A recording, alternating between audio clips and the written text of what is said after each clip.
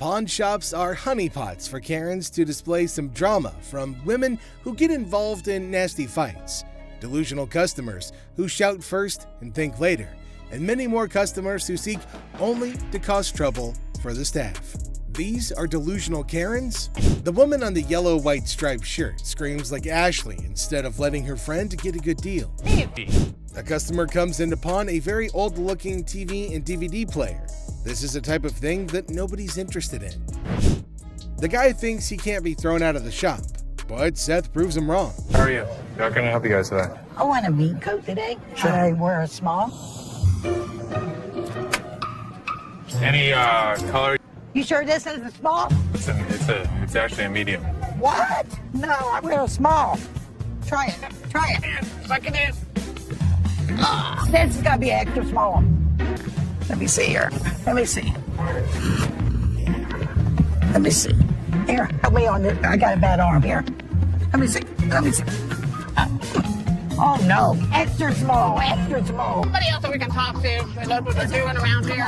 I know what I'm doing here. You're telling me you're small. This is a small coat. I want a small. I wear a damn. A woman wants to buy a coat, but she obviously doesn't know what size she wears. Here, try this one. This is the one. Okay, let me try it. Try Try it. it on. Yep. I didn't try anything. Way too big for her. He tried me. Have a nice day, ladies. I want a jacket, Crystal. What are you gonna do? Escort you to your car, make sure you No. I'm tired of this. I am not going nowhere. Yes, you are. Oh, no. I ain't never coming back. Bye, Crystal. Have a nice day. Seth plays a little joke on the angry Karen and her friend just before he sends them out of the pawn shop. I need to get my stuff, my 2 TVs. I need your ID or the tickets. My what? ID or your ticket. I don't have no ticket or no ID. My stuff was stolen in Ma'am, is there an issue? My boyfriend found my TV, so he stole it from you. Yeah. So did you make a police report? I feel terrible for her, but I can't help her without her ticket. Look, I just want my You don't pound on my window! You can't! Yes, I can! You can't! Pound on my window! Really? Oh my God. Pound on you, baby. Get out of here. My... I get my out. Now. I'm not leaving out here till I get my... Ashley has a heated confrontation with the Karen that couldn't have her way. I'm not leaving out of here. My... I get my no. Now. I'm not leaving out here till I get my I'm not scared to leave. Bye! I what? I ain't scared to leave. Okay. Bye! See ya! No, Mama, calm down. See ya! We're not the police, but damn it, we're not your local psychologist neither. And you have a lovely day. God! Ashley makes sure the angry Karen leaves the pawn shop, but she doesn't do so quietly. Ma'am. I just bought this TV. It's broke. No, I don't. When did you buy it? I bought it yesterday. Yes, I did. I need you to give me my money back. I don't know if you bought it from us. But you owe me for my DVD. Where's your receipt? I don't. Do I need to get louder? No. Why not? This woman starts trouble when Seth refuses to change her TV. Excuse me. Who do you think you are? I don't need your help on this one. Thank you. Mom. My money back. Excuse me. Excuse me. Oh. Excuse me. Excuse me.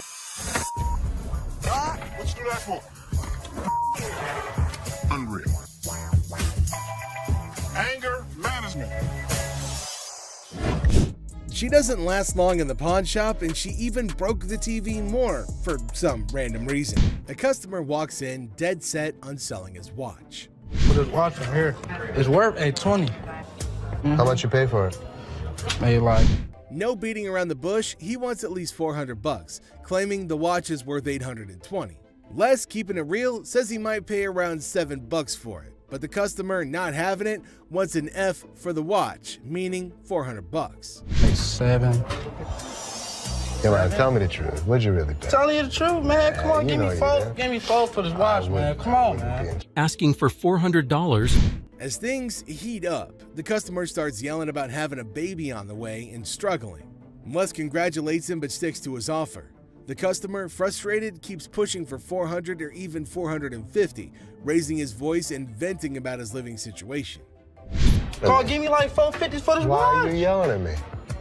I got a baby on the way, dog. Congratulations. I'm sick of living at the crib, man. Dog, give me $400 for this watch. Then it takes a wild turn. The customer starts insulting Les, calling the place a hoe-ass place and breaking things. Security steps in, telling him to clean up his mess, but the customer's not backing down, hurling vulgarities and challenging Les. Baby on the way to go do this bullshit to me, dog. You said it. I didn't say it. Hey, give me some cash for this watch, man. $400? Oh, I'm sorry. This is a bullshit-ass place, man. This whole ass. Les decides he's had enough, goes around the counter, showing he won't take any disrespect. The customer, seemingly oblivious, keeps up the aggressive act. less and breaking things. Shit, dog, man. Y'all, man, it's some bull. Excuse me. Hey, bitch, pick it up. You call what? Hey, who the you calling a bitch? Security tries to keep the peace, but the customer's attitude pushes Les to the edge. It's tense, like a battleground of words and emotions in the pawn shop. He goes around the counter to take matters into his own hands. Touch me, homie, dog. Touch me, dude. I'm out this bitch, man. Y'all, man, for real. Y'all, I'm out this bitch, dog. Ashley's dealing with a customer who says his watch is messed up, but surprise, he doesn't have a receipt. Hi. Hi. How are you? Not good. I got a little issue here. What's your issue? Bought this watch from you guys a couple days ago and it's not working. The guy claims he dropped a bunch of cash but can't remember how much or show a receipt. How'd you pay? Cash? Cash.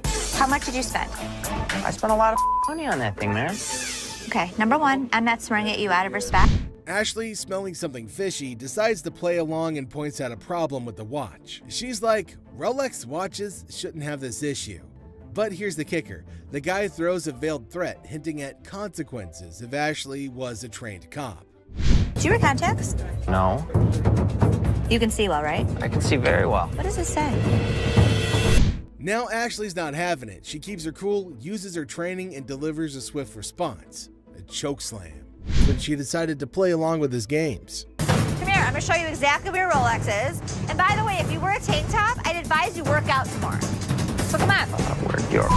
The guy, realizing he underestimated the situation, backs off quickly. Message delivered. Threatening behavior won't fly in the store. Really? How about it? Get the off. Get the off. A lot of people probably don't know. I'm trying. The customer's still demanding what he thinks he paid for it, but Ashley's chill. She hands back his cash, making it clear that being confrontational won't change the outcome. I want what I paid for. Here you go. Cash. I want what I paid for. Bitch. A mom and daughter storm into the shop, all worked up about a stolen ring. Ocean has Ashley's attention. My daughter, she stole my mama's ring. I need you to do whatever you gotta do, But the twist is, they spill that they've got no receipt or ID. Ashley, one of the employees, catches wind of the drama and steps in. The mom's dead set on getting the ring back, but no proper paperwork is a roadblock. How you gonna sit here and tell me you told me you brought it here, right? Now what we gonna do? There's nothing what I can do. What the hell we gonna do? I have to have my mother, I want my ring. Ashley seems to... Ashley tries to calm things down, saying, hey, lower your voices, we're in the store. She asks the daughter about any ticket or documentation, but there's none. Lower our voice, you're in our store. You took your grandma's ring. Yes. Okay, so where's your ticket? I don't have it. Did you press charges against your daughter for being a thief? I'm not pressing no charges against my daughter. Then you can't get it back. Then Ashley throws a curveball. She asks if the mom wants to press charges against her own daughter for stealing. The mom's torn but decides against it. Problem is, no charges mean no ring without the right papers.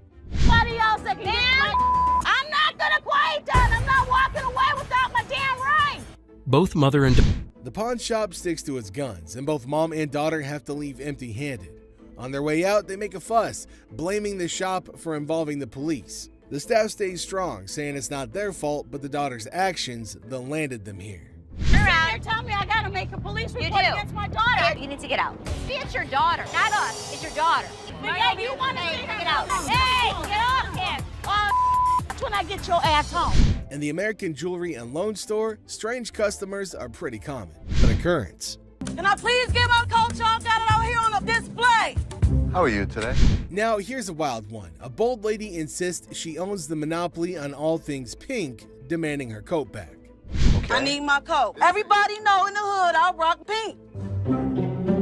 I need my coat. An employee trying to be polite asks for the pawn ticket, but she's not having it, totally convinced that the coat is hers. This lady refuses to listen. Can I get my coat? How long you been going through the change of Can I get my coat? Now get my coat. Right there. Give me my. Then she cranks it up a notch. She calls for security, demanding the store owner. Her coat demands echoed through the place, causing a scene. Byron jumps in like a pro.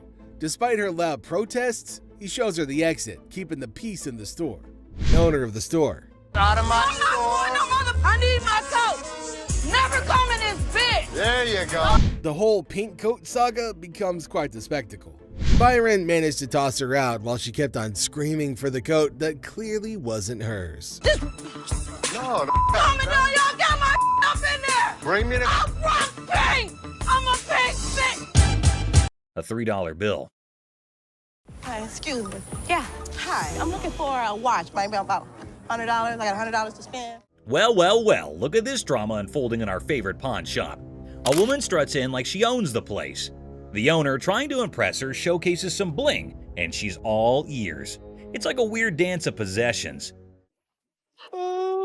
That's really pretty. It's really Looks pretty. good on you. That was 100. 100. I'll take it. Okay. Things are heating up. The woman, feeling all high and mighty, wants the pricey watch. Negotiations are on, and after some back and forth, she says yes. Cash time, right? Wrong. Now we add tax on that. It's gonna be 106. All right. Here. Hold up, the plot twist is here. She pulls out a gift card worth $100 and thinks she's the queen of the pawn palace. The owner's face? Priceless. She's like, lady, are you serious? These are not our gift cards. What would you call it? These are preferred customer. No snap, the owner ain't buying it. He accuses the gift card of being faker than a $3 bill. Trauma alert. The woman's in denial, insisting it's legit. This is better than a soap opera. Lie $100 on it. That is not our gift card. And now, ladies and gentlemen, we've got a full-blown showdown. The owner versus the woman. It's like a bad reality show. She's trying to swipe that card. He's not having it. Cue the verbal fireworks. Okay, I'm not about to lose, Hold on all one right? second. Let me explain this I'm to her. not about to lose. I want the watch, turn around and swipe. The tension is thick, and so is the irony. The woman's yelling, the owner's smirking. It's like a comedy sketch gone wrong. This fight is going in circles, and I'm here for it. You the ugliest two sisters I've ever seen in my life. Finally, someone with common sense. The owner kicks her out like he's escorting a misbehaving guest from a party. She's asking for directions like she's lost. Well, she kind of is, lost in her own questionable choices. No, I'm gonna get my money. Hey, Byron, show her where the money's at. My money. He's gonna show you where the money's at. As she's thrown out, she's hollering about fraud and wanting her money back. Lady, you tried to pull a fast one, and now you're left with nothing but echoes of your failed scam. Better luck next time, or not. Go ahead. Man, they took my money, man. Somebody want $100. Penguin generator guest. Well, folks, here we're witnessing a bizarre episode at the local electrical supply store. A guy waltzed in reassembling a penguin on a skateboard, rocking mismatched socks and a Hawaiian shirt that screams lost bet. The shopkeeper's expression? Priceless, my friends. Generators are simple to use, my man. It doesn't run out of electricity or nothing though, does it? Hold on to your hats. Our penguin skater is on a mission for a generator because his house is in the dark. And get this. You want to generate electricity, Yeah. right? That's what a generator does. So all you do, open up the gas can. He needs power for his rare rubber ducks. The shopkeeper, baffled as if an alien just offered him moon rocks, points to the generators. But wait, our penguin is more lost than a fish in a chess game. Round 2 of generator education, anyone? Could I take it to my house and see if it'll work? What? Like go to my house. We don't allow you to try it out at home. After a reluctant re-explanation, our penguin's eyes light up, as if witnessing a magic trick or realizing he only has $500. It says 900, but I don't have 900. What do you have? I only got like 5. 500? Yeah. Negotiation time, folks. It's like a Shakespearean drama with more dramatic moves than a game of charades at a circus. This is ridiculous, dude. I mean, I'm overpaying for it. I only got 5. You ain't gonna help me? If you want to buy this, I'd be more than happy to sell it to you. Just when you think a deal is in the works, our penguin suggests a home trial. Will the generator vibe with his living room? Shopkeeper's not having it, thinking he's in a reality TV prank. You want to buy it or not? I want to borrow it at least. Borrow it? What the f work? Give me $700. You can borrow it indefinitely. Cue the chaos. Security guards swoop in, dragging our penguin out like a grumpy rock star exiting the stage. Oh, you want to bet? Excuse me. Have a good day, sir. Hell no. No. Have a good day, sir. No. And there he goes, leaving the bewildered shopkeeper questioning the sanity of humanity. Who knew buying a generator could be this wild? Man, I ain't never coming back to this ass store. Promise? Yeah, I promise. You Thank promise? you. Gun desk. Today at the pawn shop, a lady brought in a mysterious desk that moonlights as a gun desk. A desk with a concealed firearm. She's clueless about its value, but is selling it like a quirky antiquity. If danger strikes, just push the button and file your stress away. Where in the world did you get this? I got it in an estate sale. I was just looking for a nice little desk to put a guest book on. Apparently, the lady got this gun desk from an estate sale, thinking it was just a cute desk for a guest book. The seller's reaction?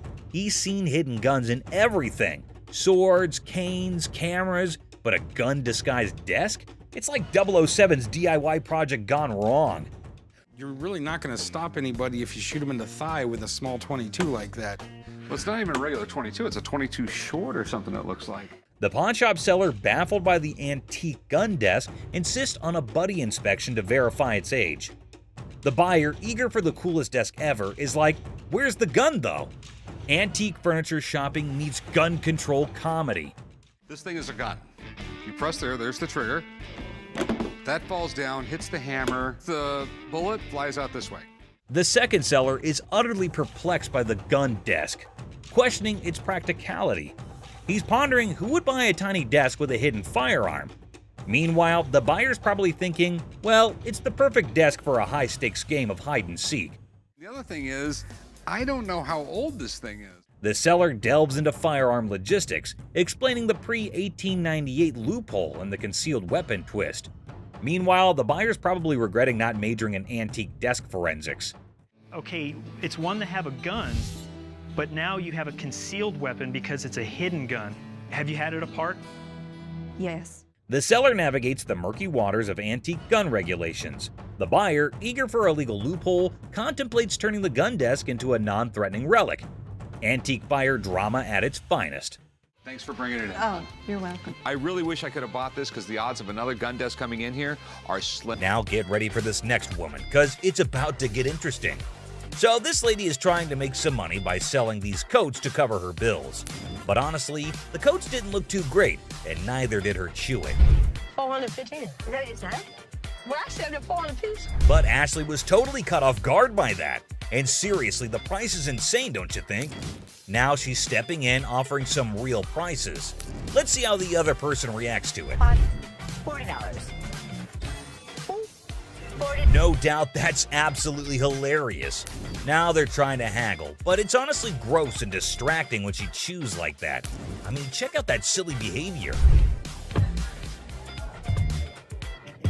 How's that go? So the bodyguard is clearly here to kick her out, and you won't believe what she pulled off. Big boy, I like big boy, yeah. You know, Sam, up on you, huh?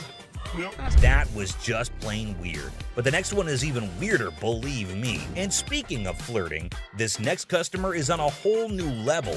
She's got a necklace in her possession, so she's not showing up empty-handed. But here's the twist. She's actually here for Ashley, or something else. Could it be her sneaky way of striking a deal with the pawn shop? She's got a good personality, and she's so sweet. Oh, snap. That's the thing, guys. A lot of people pull off scams like this. And let me tell you, the way this woman starts behaving with Ashley is just downright bizarre and idiotic. But hey, let's not waste any more time on the theatrics and get down to business, shall we? Wanna look that up? Yeah, I gotta give a price. I adore. Now Ashley's starting to feel a bit uneasy with this whole situation. It's not every day you encounter someone acting all creepy when you've never even met them before. And here's the kicker. This woman insists she's been here before. But wait till you hear what the system records actually reveal. And trust me, it's gonna be a shocker. I look her up in the system. She's never been here, right? I can't find her. Well, well, well. Are we really surprised here? This woman just can't seem to stop flirting with Ashley. But what really concerns him is her dishonesty. And let me tell you, her response to it is nothing short of idiotic, yet undeniably hilarious. We've got ourselves a real comedy act unfolding right in front of our eyes. So you lied to me? I do like you. No, you lied. Now, I can't help but wonder if she was just playing her cards to seal the deal, or if she genuinely had a thing for Ashley. Either way, she managed to strike a deal, and now she's out of Ashley's hair. Mission accomplished, I suppose, now back at the pawn shop. And this time, we have a surprise because we've got a whole cast of characters in here today. Check out this lady starting off all cheerful and friendly, saying hi to the folks at the front desk. But out of nowhere, she does a complete 180 and turns ice cold. What's her deal? But guess what? The computer ain't lying, my friends. The receptionist straight up told her that her precious ring is nowhere to be found. And you know what? It's on her. If she really cared about that ring, she should have shown up way sooner to claim it. But she didn't, so tough luck, I guess. She should have just remembered where she left her stuff.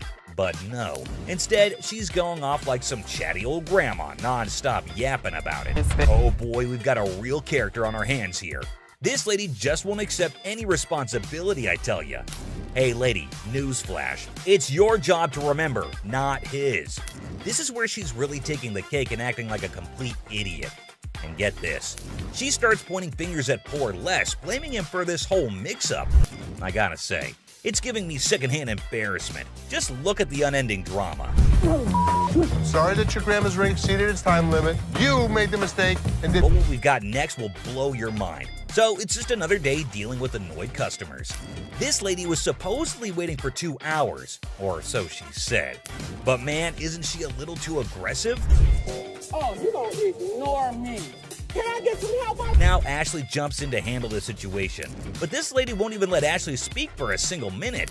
Such a big mouth. You need some better help up in here. I've been standing here going on almost 2 hours. This lady just won't quit shouting, and to be honest, Ashley is so done with it.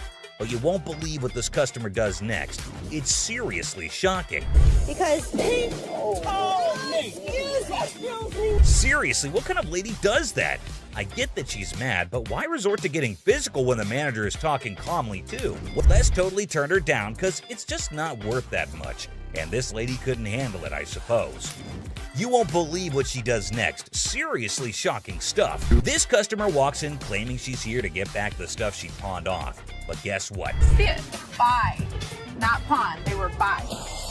Turns out she didn't pawn anything. She straight up sold it off. Man, this lady is clueless. She doesn't have her ticket and she expects someone to help her out? Seth tries to intervene, but it's pointless because this woman just can't grasp the fact that without the ticket, there's nothing anyone can do. If you bring me the ticket, I'd be more than happy to take care of it for you. I need my. Show me the ticket. I don't have my ticket. Now she's all paranoid, thinking people are trying to deceive her, and she's planning to take matters into her own hands.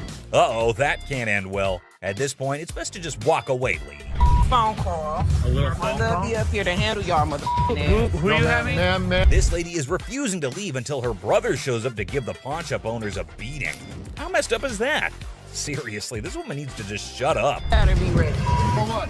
Because my brother's It's a bright and sunny day at the pawn shop. But hold on to your hats, because we're in for a wild ride. This cool and laid-back Albanian dude strolls in with a bunch of ancient comic books. When I say cool, I mean it. Like, look at this. Les. Yankee, how you doing? What's your name? Yankee. Genty? Yeah. Where are you from? He's got dollar signs in his eyes, thinking they're worth a fortune. But is he in for a surprise or what? Les and Ashley, the shop owners, give them their usual warm welcome. The customer proudly showcases his prized comics, claiming they're from the groovy 70s and in mint condition.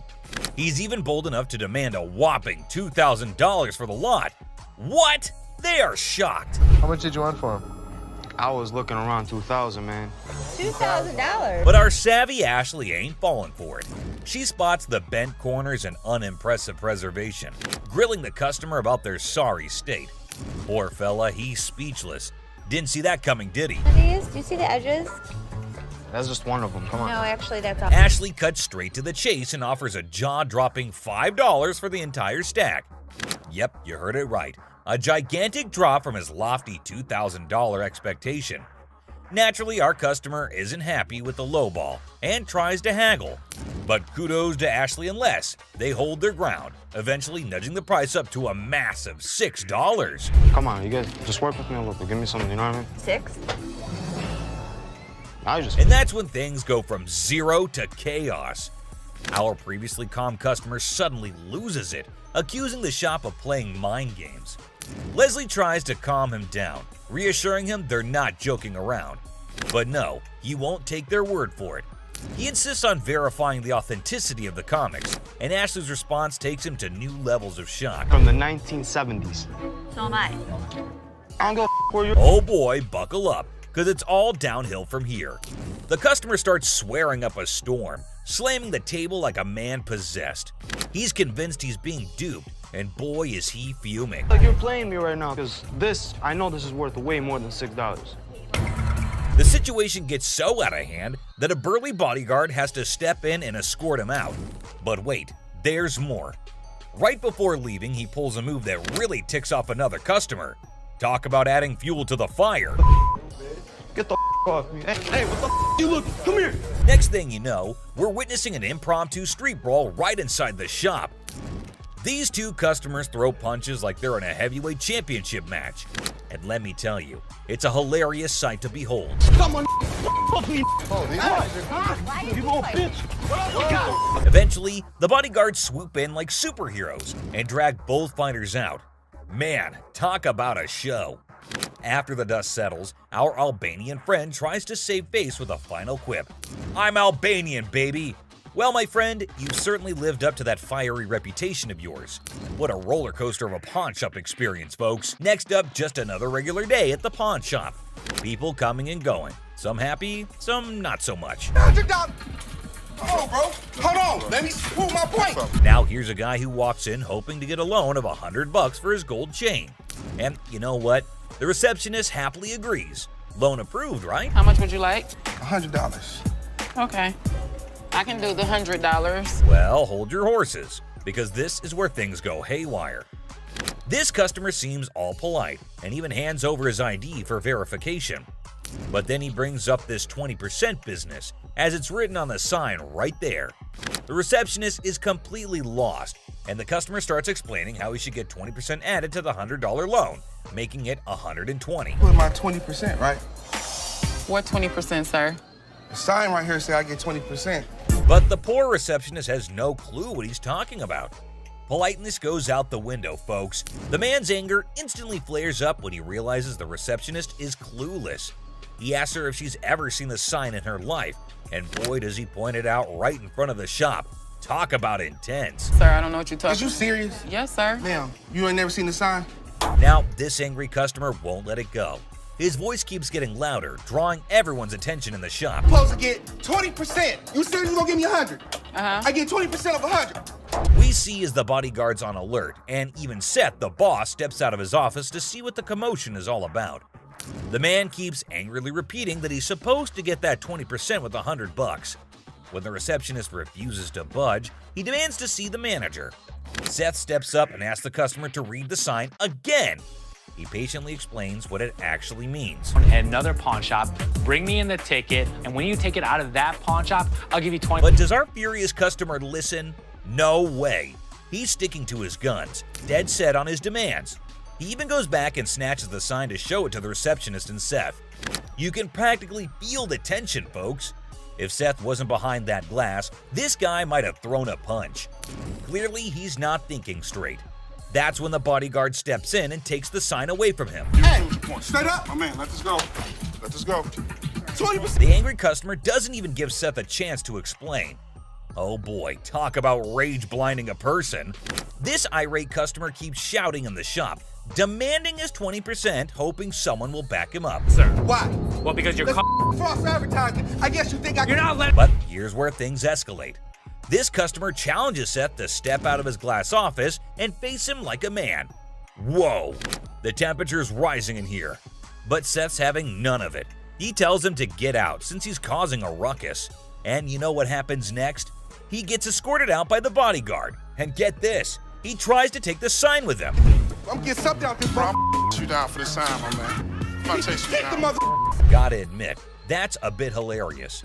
But the bodyguard quickly snatches it back, and the customer keeps cursing as he leaves the shop. But wait, there's more. To show his anger, this guy grabs a harmless plant and throws it on the ground. Huh, $20 worth right there, bitches. Aw, man. What did the plant do to him? Seriously, what did the plant ever do to you, man? And off he angrily storms away.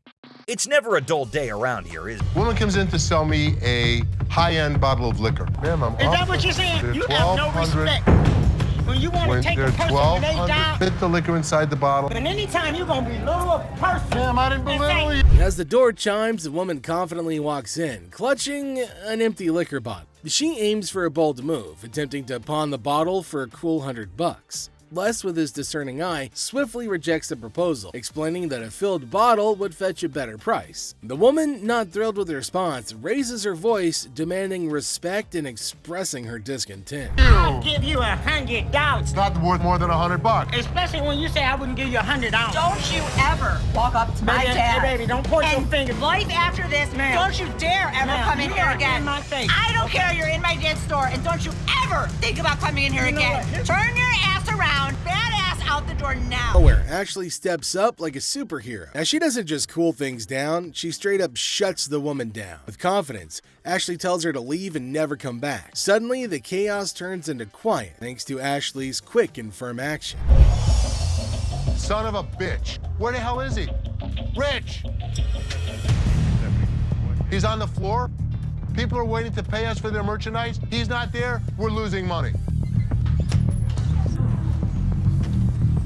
I've had Rich's back. In the heart of the pawn shop, Les faces a moment of frustration and disbelief. The absence of Rich, a trusted ally for over 2 decades, leaves Les feeling betrayed. The urgency of customers waiting to make payments adds to the tension, and the weight of loyalty becomes a central theme in this unexpected turn of events.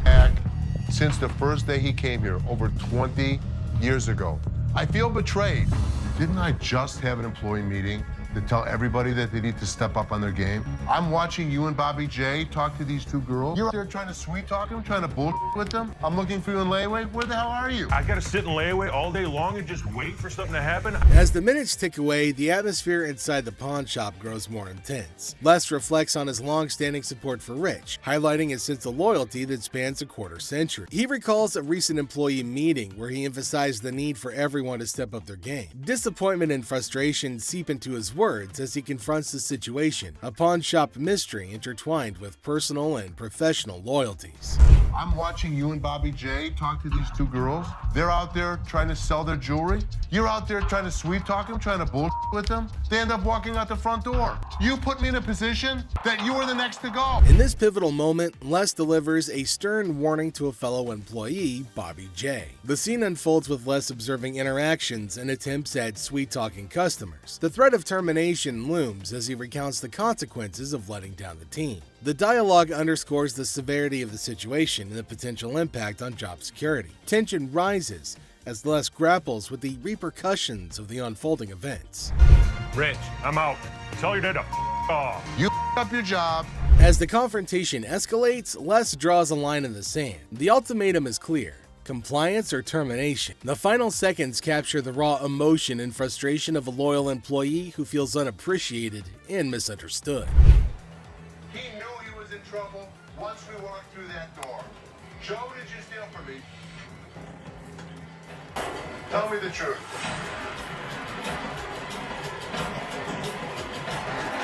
Inside the pawn shop, a sense of trouble looms as the head of security, Joe, faces a difficult moment. The air is heavy with anticipation as accusations are laid out. In a tense exchange, the truth emerges when Joe admits to stealing. The weight of the admission sets the stage for the unraveling of a trusted employee's actions.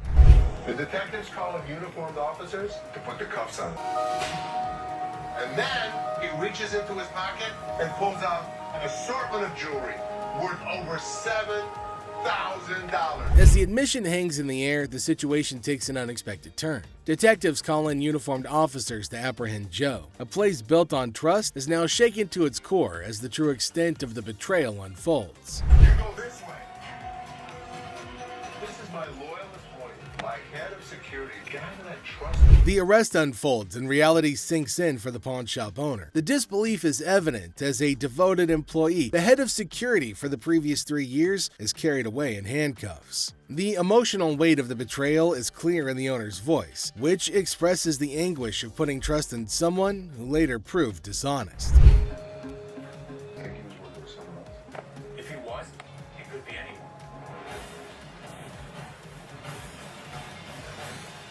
As the scene unfolds, questions linger in the air. The owner ponders the possibility of Joe working with someone else, leaving the situation shrouded in uncertainty. The aftermath of the betrayal raises concerns about potential accomplices and adds another layer to the unfolding drama. The final seconds leave the audience in suspense, contemplating the true extent of the security guard's act. Weird dude fighting.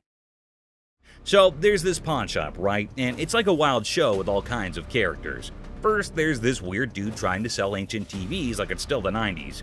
The shopkeeper looks at him like he just stepped out of a time machine. On that, my man. Listen, don't be throwing the at me, you understand? But stay, it gets crazier. Two guys walk in, all proud, claiming their broken DVD player is a space-age radio talking to aliens. They're living in a world where aliens prefer radio waves over text, apparently. I got a transistor radio that can communicate with aliens.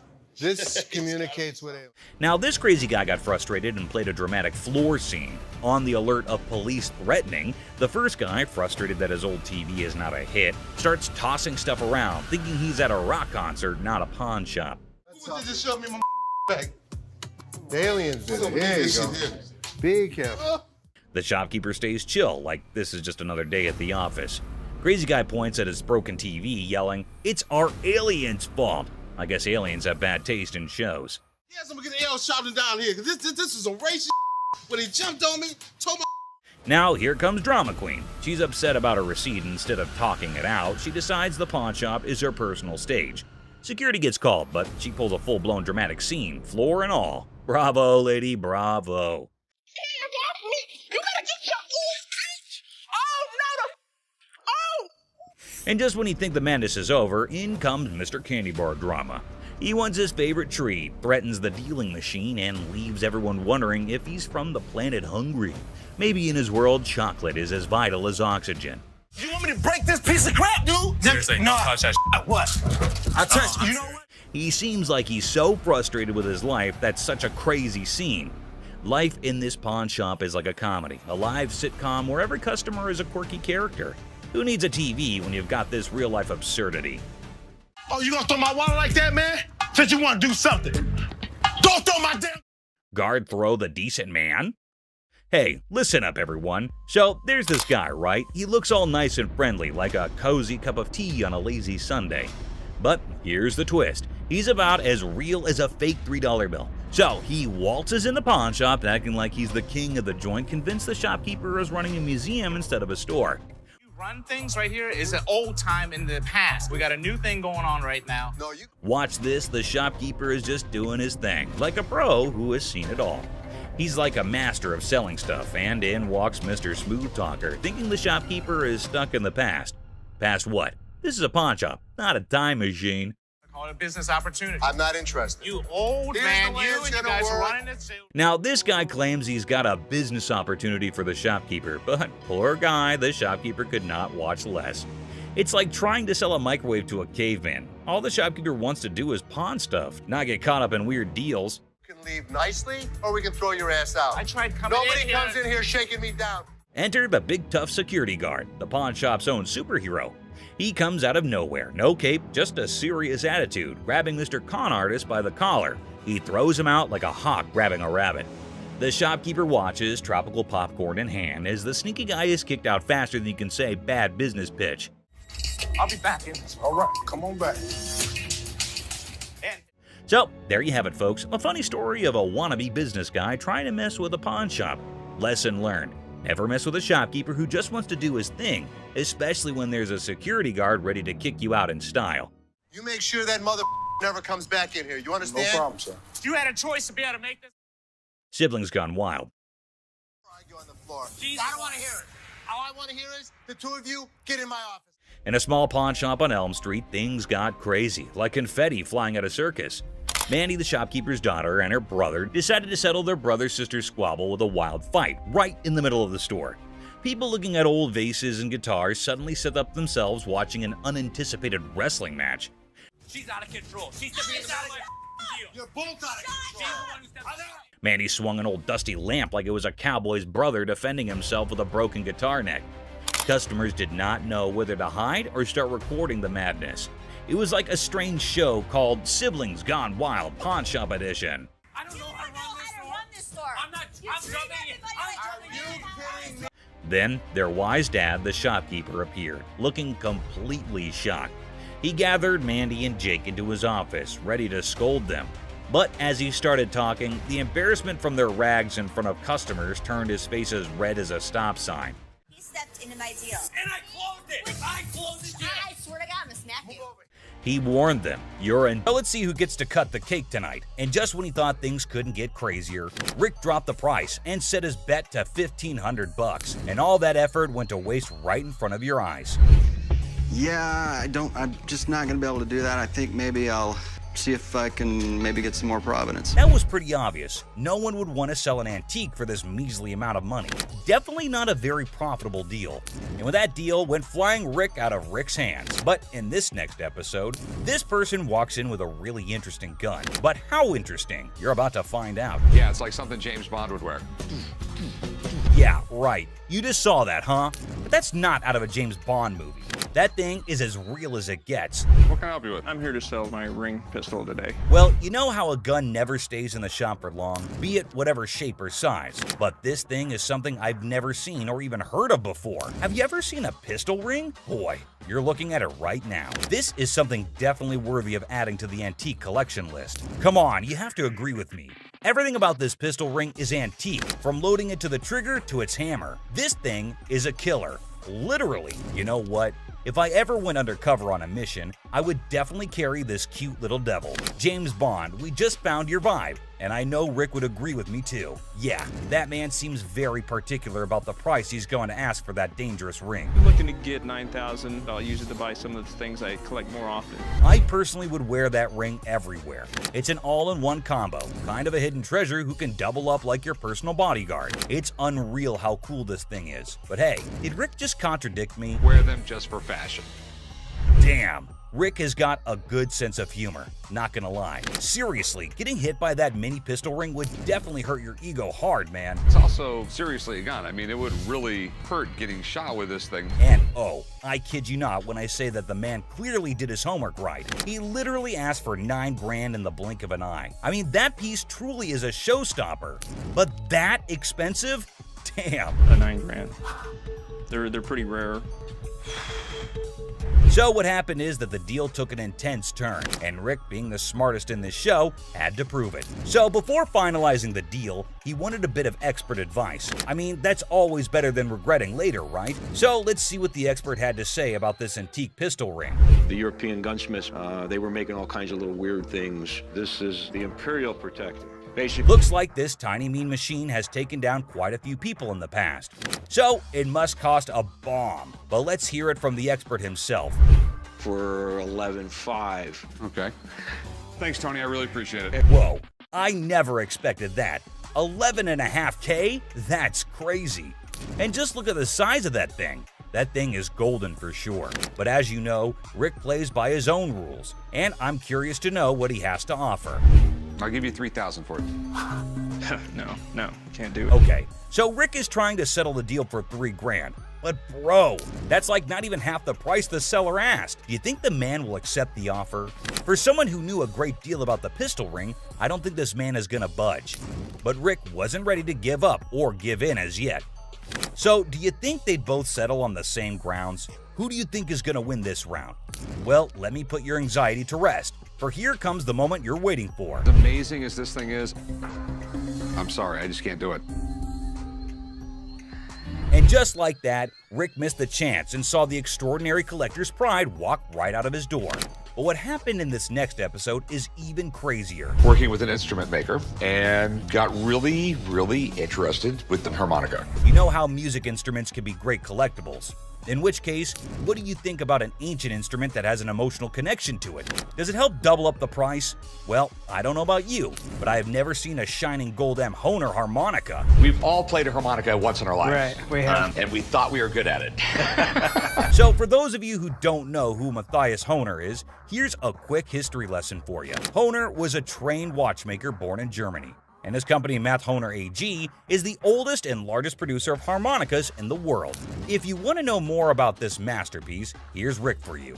So apparently the watchmaker was so blown away by the piece that this is what happened. So he saw the writing on the wall, but he was also working with an instrument maker and got really, really interested with the harmonica. Rick's knowledge never fails to amaze me. There's no question that he is a master of his job, and his trade skills are even better. But is this going to be a jackpot or a lost cause? Before Rick states his price, he found a problem with the musical piece. We get in the ballpark. Okay, all right. It's plastic, and it's not in the greatest shape. I don't know, it's not too bad a shape. The cardboard's coming off. Oh no. That's going to majorly affect the price of this beautiful piece right here. So while the seller was holding on to a grand $500, what Rick pitched was unbelievable. Here's $75 for it. It cost $75? Wow. I would feel humiliated if I was that harmonica right now. I mean, come on, man, it's not that bad. But what can I say? Rick knows better. And the seller wasn't ready to back up, and even had a genuine reason for it. $1 to fill my truck up with gas right now. I can't take 75. I find the man reasonable. The least you can do is compensate his gas. But as you know, there are no emotions involved in business.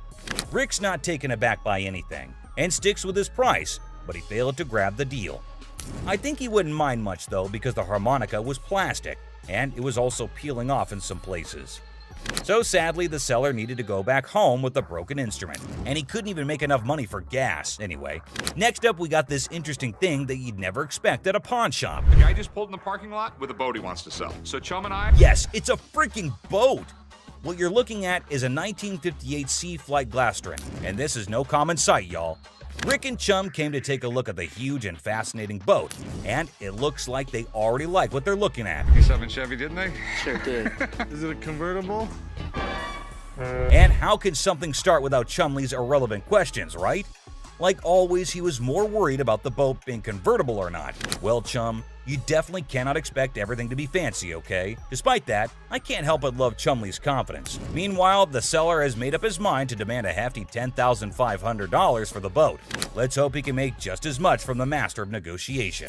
And this time, the item in question was a timeless beauty, created in 1958, standing tall, defying the effects of time. Whoever maintained it surely did it with the utmost care and dedication. Great work right there, but I think someone is already getting busy coming up with the numbers. It looks just like the 57 Chevy I got for the old man's birthday.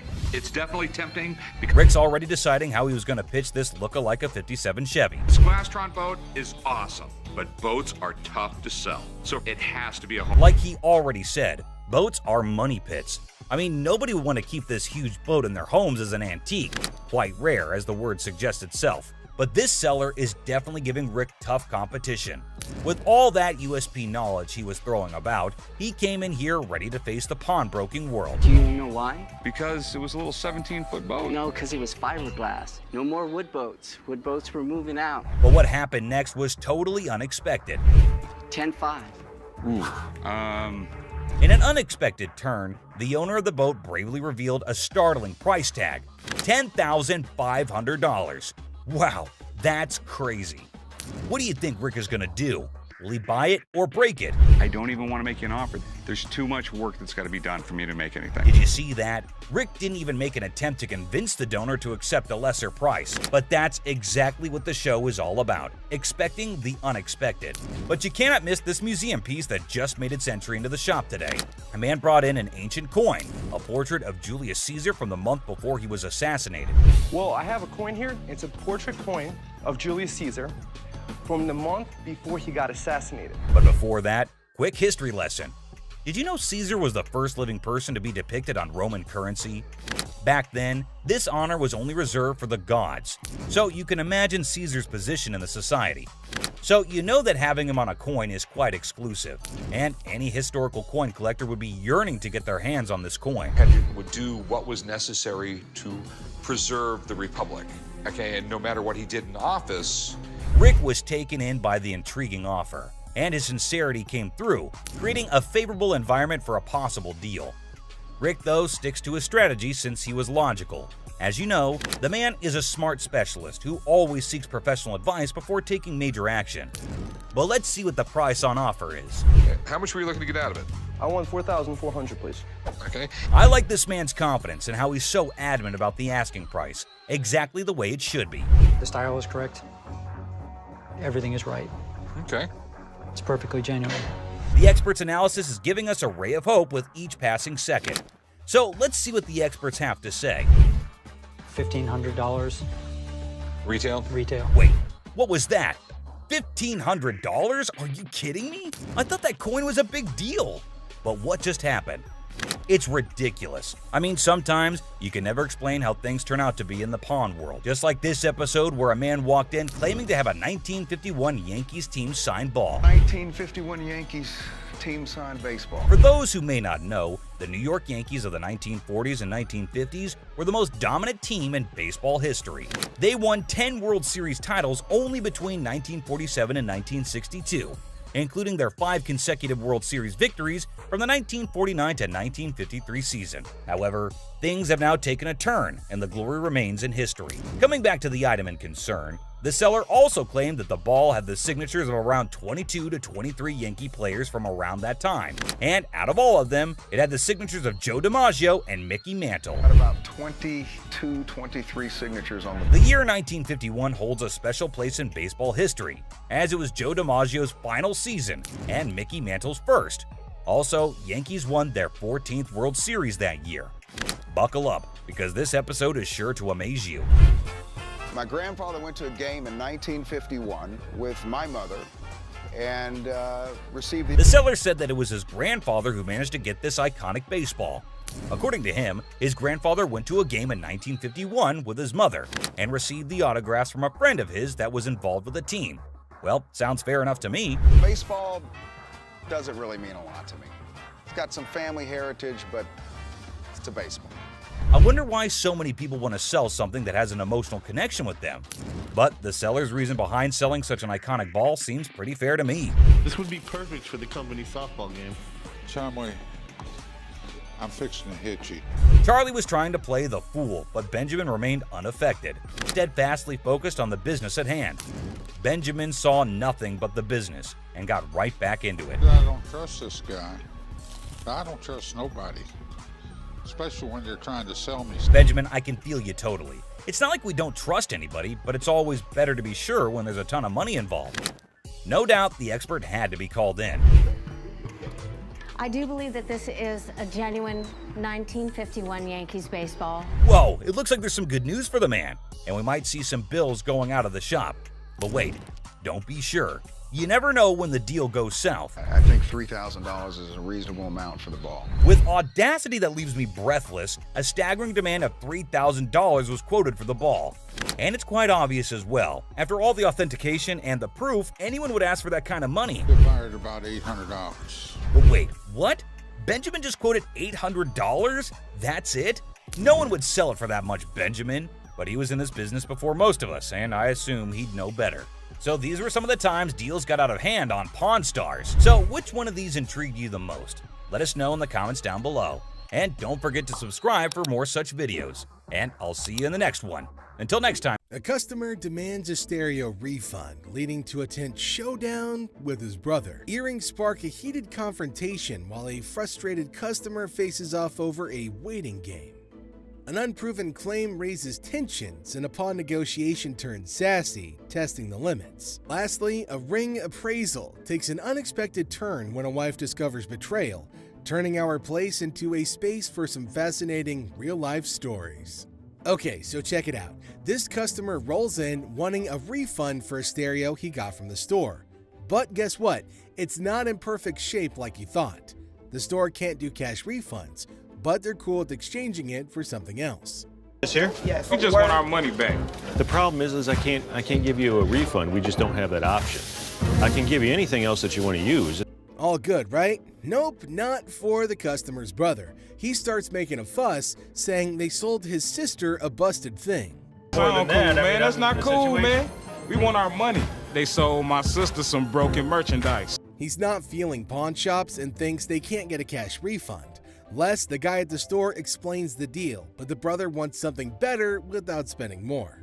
Problem is we don't refund. That's right on your receipt. So if you'd like to get something else, I have no problem with that. We want something a whole lot better than what we got. Things get tense and Les gives him a choice. Take something else or hit the road. Please. You can take this stuff. Sir, listen. Sir, no. I will be forced to have you What you mean for? We're gonna do so. Brother goes for the drama, yelling and resisting being escorted out. Finally, they agree on a fix, but the guy bursts in again, causing a scene. No. I don't. Okay, why don't we come over on this side? Let's come on over on this side. Why don't we come over on this side? This time, they kick him out for real, kicking and screaming all along the way. Come on, man. You don't want to be stupid. They'd eventually reached an agreement and the repair was underway, but the man decided to burst in once again to cause a scene. No! Get off me, man! No! All he got in return was his forceful removal, despite the fact that he was kicking and screaming like a little baby. A woman and her friend enter with hopes of selling a set of earrings. However, things take a confrontational turn when Les, in his characteristic playful manner, tries to strike up a conversation about their intentions for the money. The woman, visibly annoyed, lashes out at Les for prying into her business, setting the tone for a tense interaction. I'm here to pawn these earrings. Okay. Trying to get $350 for them. Why do you need the money? It's none of your business why I need the money. Despite Les attempting to maintain a friendly environment, the situation escalates further. The woman vehemently rejects any inquiries about her personal life, responding with hostility. Why I'm coming in here to handle my business. That's not your business why I'm coming in here to do what I got to do. Les, seemingly undeterred, continues with his good-natured questioning, asking about the number of kids that she has, which only adds fuel to the fire. Then to piss her off even more. How many kids you got? I'm coming in here with my jewelry to get money. How many kids you got? She just told you. To intensify matters, Les claims to analyze the earrings, asserting that they aren't real diamonds. These aren't real? These are real.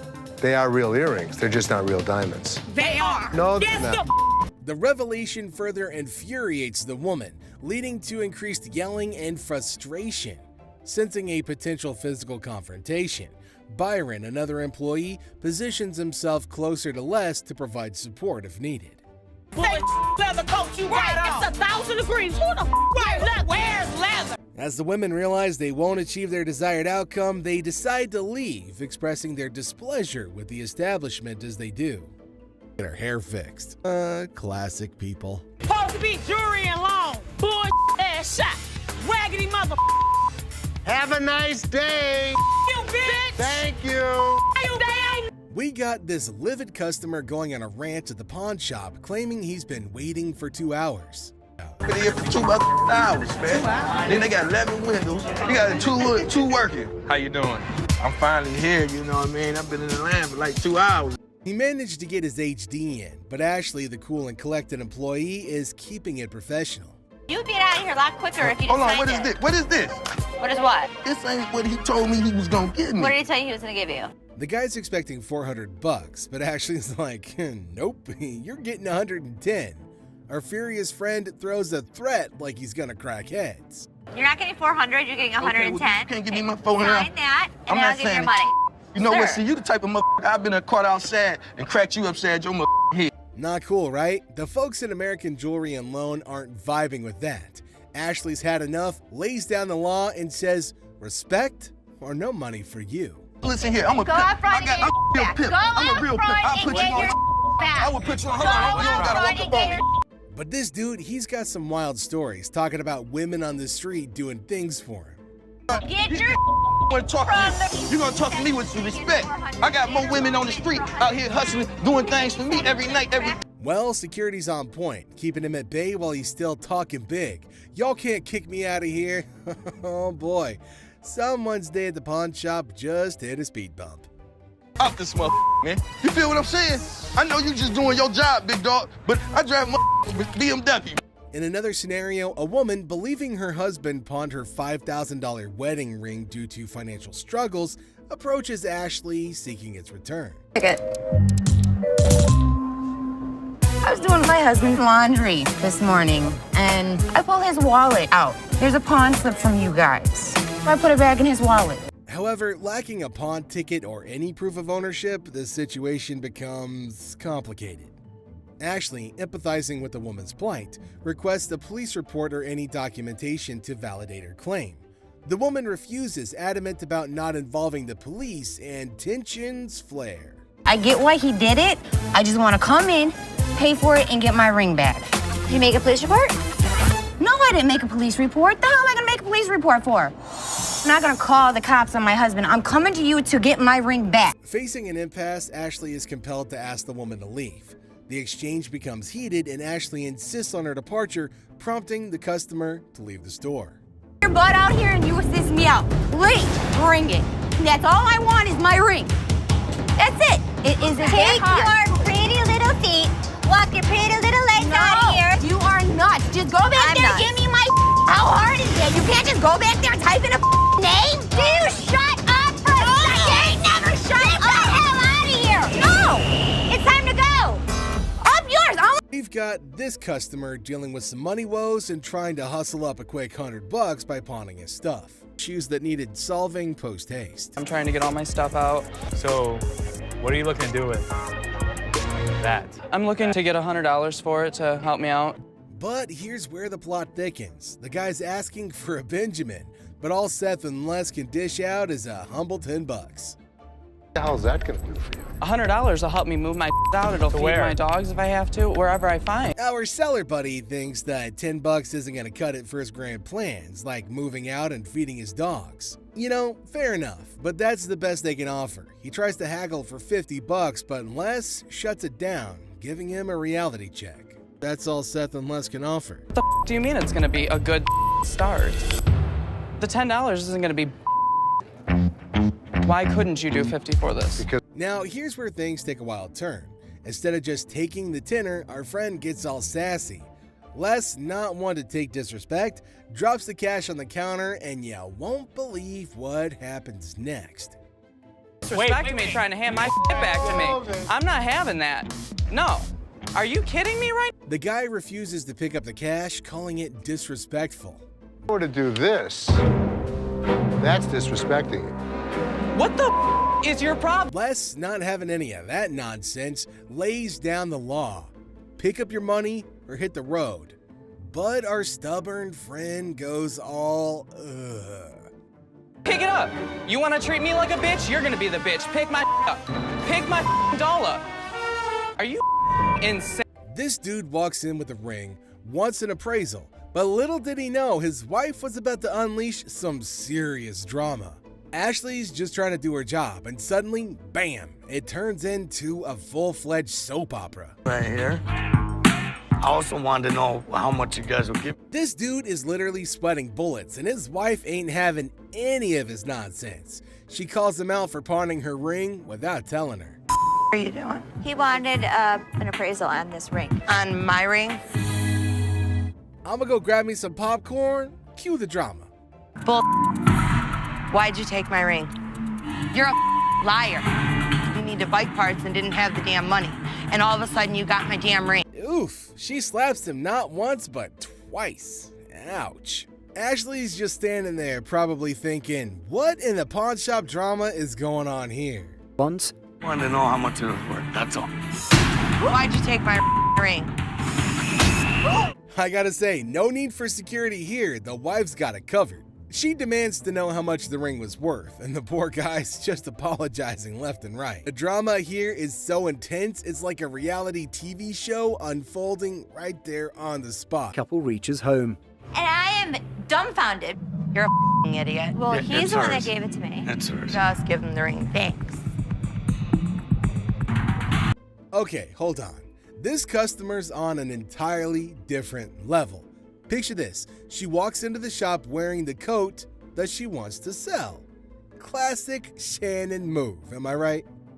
I'm good. How are you? I'm Shannon. Hi, Shannon. How much would you give me for this? How much you want? At least 1,000.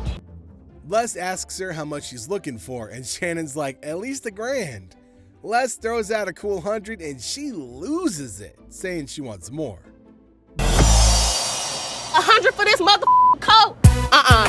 I want more than 100. But she claims the coat's made of fox, rabbit, bird, whatever she feels like saying. Made of. Okay, you got me up.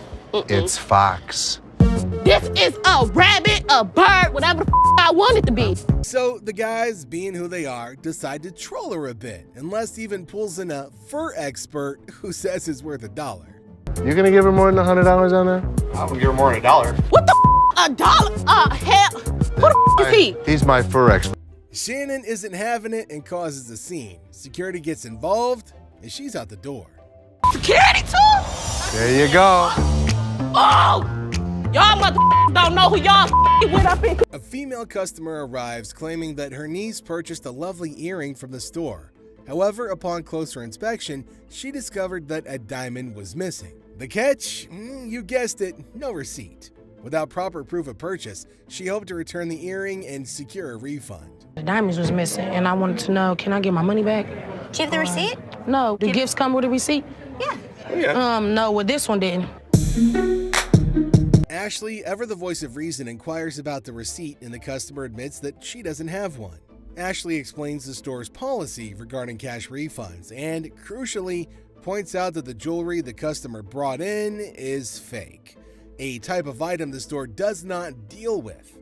Tensions rise as the customer becomes impatient, demanding her money or a different pair of earrings. Oh, cash refunds. One more problem that's really key to this whole thing. These are fake. And we don't sell fake jewelry. Well, it's gonna be some in here. Well, excuse me, anybody buying any jewelry from here? Don't get no more jewelry from here, because this ain't good. Hey. Bobby J, provoked by the escalating situation, engages in a heated exchange with the customer. I'm talking to him. I'm talking to Sir, can you help me? Can you give me my money? Can you give me a different pair of earrings? Anything. No. Oh, wait. No. Your short ass don't tell me. Are you angry because your coat's so tight? No, my coat ain't tight. You so little back there. I think it's time to leave. I think it's time for the back.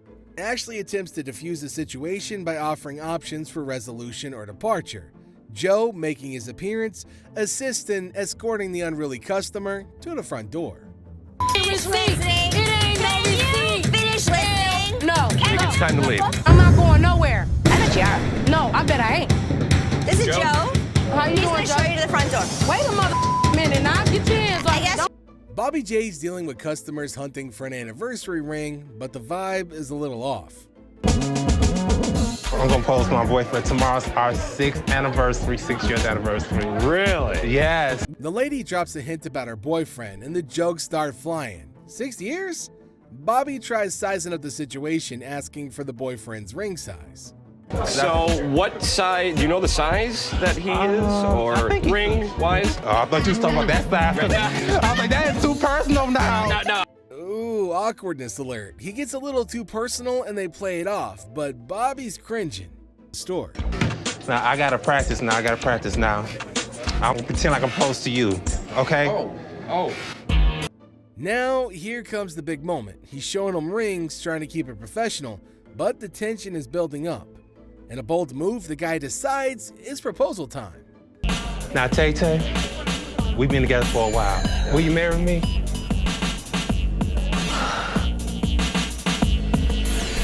On the spot. Bobby's just hoping this affair ends soon. Yeah. All right, enter your 4-digit PIN, followed by the green button, please. Okay. Decline. It's declined.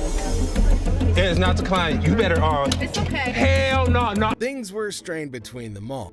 Oh, sweet mother of relief. She says yes. But wait, things take a nosedive. The payment goes south. Yeah, Ashley messes up and the lady's not having it. Your ass is gonna give me that ring. Sir, listen. Sir.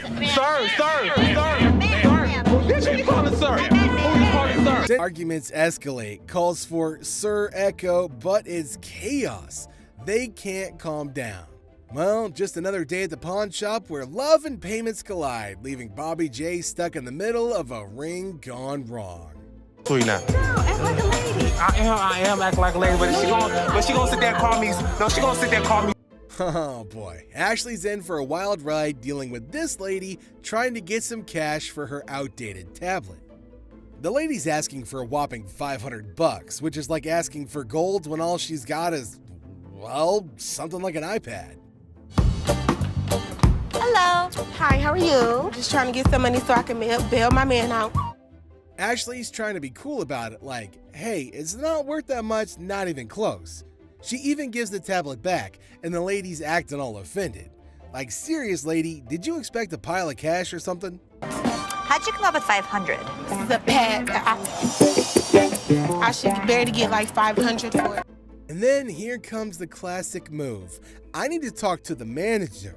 But little did she know, Ashley is the manager. Well, cue the surprise, but the lady's still stuck on that $500 dream, and Ashley's like, sorry, not happening.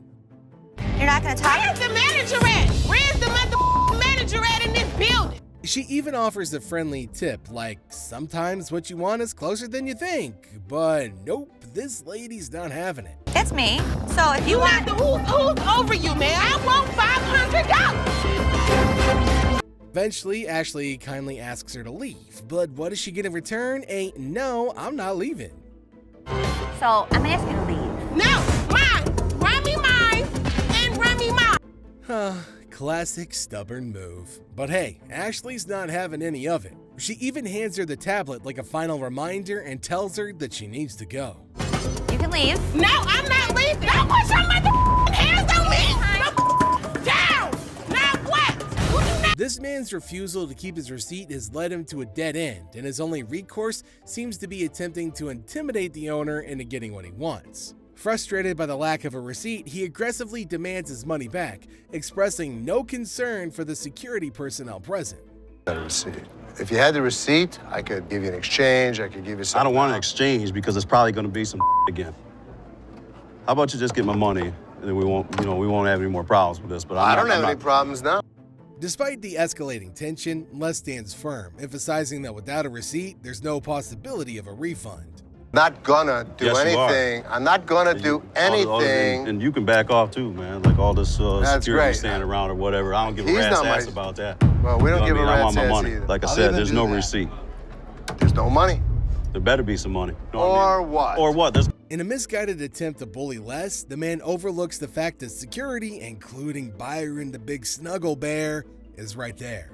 Bro. You give me the receipt, I'll be more than happy to give you Like I said, I don't have the receipt. And I don't have the money. Byron, showcasing his expertise in handling such situations, steps in to restrain the belligerent individual. As the aggressor attempts his first blow, Byron efficiently intervenes, not only preventing any harm to Les, but swiftly escorting the unruly man out of the store. Come on outside. We got you, buddy. Bring a couple more. Come on. We got you. Bring a few more. All we needed was bring two. all y'all out here. Come on. So this customer shows up, claiming she's in a rent pinch and wants to pawn her ring. Les cuts to the chase. How much? She shoots for $200, but Les counters with 80. I was coming to pawn my ring because I have to pay my rent. It was due a couple weeks ago. How much did you want, man? $200. $200. Well, what I can do is I can give you 80. $80. $80. I'm not just about to let you have this for $80. I paid $500 for this. Now she's not having it, insisting she get paid $500 for the ring. Les tries to educate her on how pawn shops work. They can't offer more than they can make back on a deal. But this lady is off the rails, losing control. She's determined to get what she wants, even if it means crossing lines. Understand? How would you Man, what the? Les remains unfazed, thanking her for the spectacle that he just doesn't give a you-know-what about.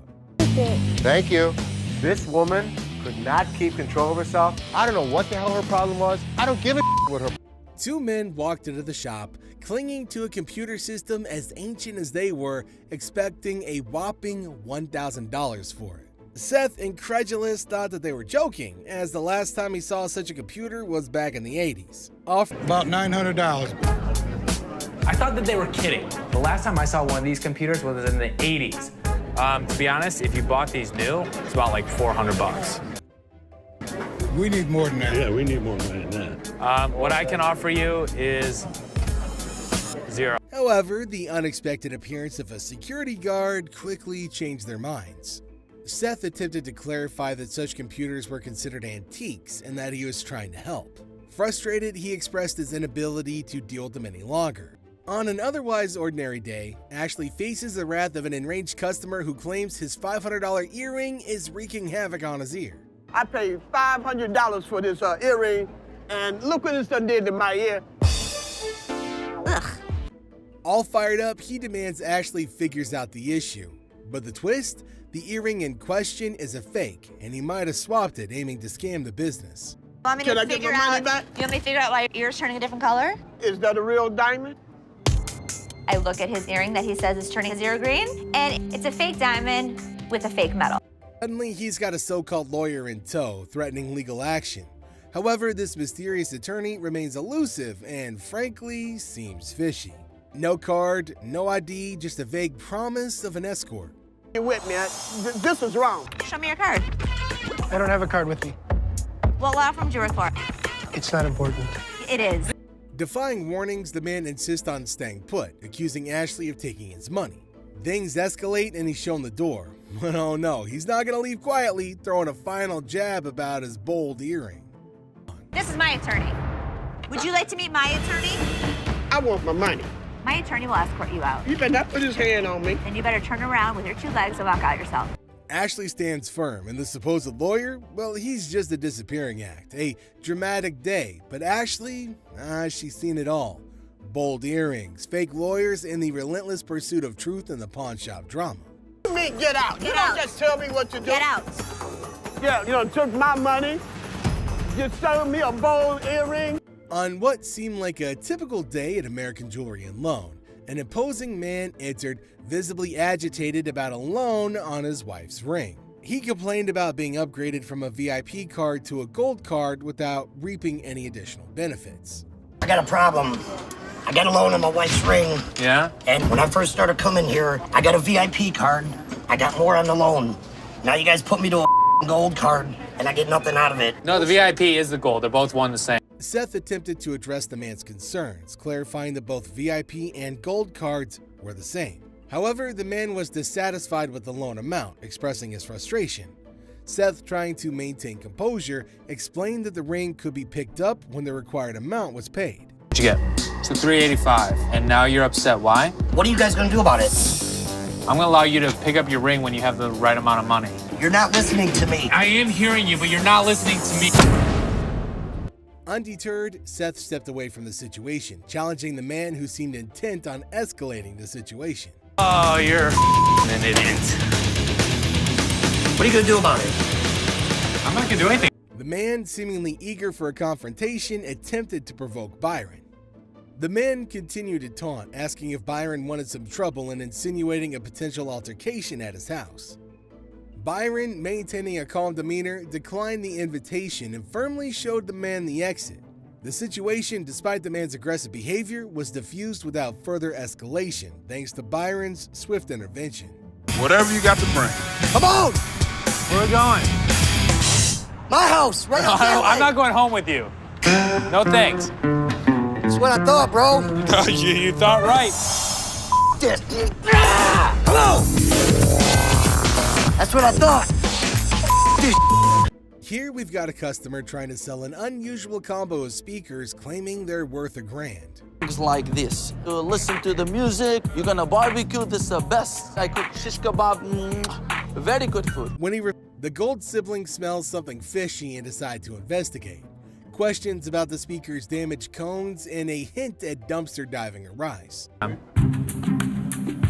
I think I like $1,000. Really? The customer insists on $500, making threats if denied. The siblings see through his game and call out his attempts to play him. his accent slips, and instead of admitting defeat, he tries a feeble "I'll be back" routine, as if auditioning for a Schwarzenegger movie. I have a question for you. Yes. The cones on the speakers. Yeah, are what busted in. happened to those? This is how I get it. Really? There's nothing wrong with it. Where'd you find it? The dumpster? $500 give me, I'm gonna be nice, and that's it. Why? What would happen if we didn't give you 500? You're not gonna be nice? But hey man, this ain't Hollywood. The Golds stand firm, unimpressed by the intimidation tactics. No scare tactics or Arnold impressions are gonna cut it. The customer's dramatic exit promises a return, but the Golds, they're not buying it. I'm gonna get very, very angry right now. That wouldn't be smart. What? What you gonna do about it? Listen, you're not gonna scare me. Like that. You don't scare me, punk. So what are you gonna do? You don't scare me, I'll be back. Oh, what are you gonna do? I'll be back. What are you, Arnold Schwarzenegger? I'll be back. Go back inside. The couple entered the shop, seeking Bobby J's assistance to upgrade a ring. Excitedly, Bobby J started the process, asking about their preferences and suggesting options. I'm looking like to upgrade her ring. Okay. Need something bigger. Okay. Let me see this ring. So you want to I could take it off. You want me to take it off? Yeah, that's fine. Okay. That's fine. You want to go with a marquee? You want to stick with rounds? However, tension quickly arose when the woman noticed her companion's distraction and questioned him about somebody named Tina. Who is Tina?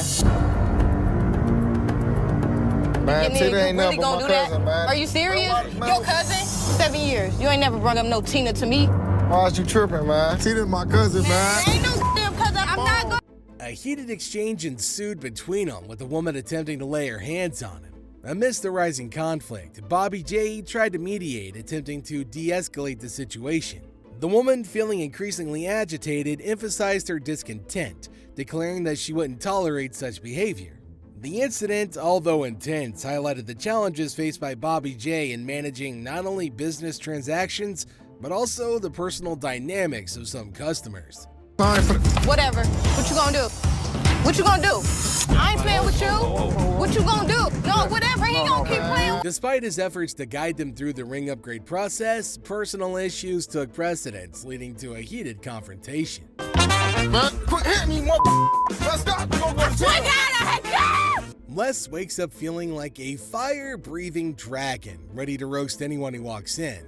And guess who strolls in? A clueless dude looking to pawn some sparkly stuff. Les starts the roast slowly, asking about the dude's marriage.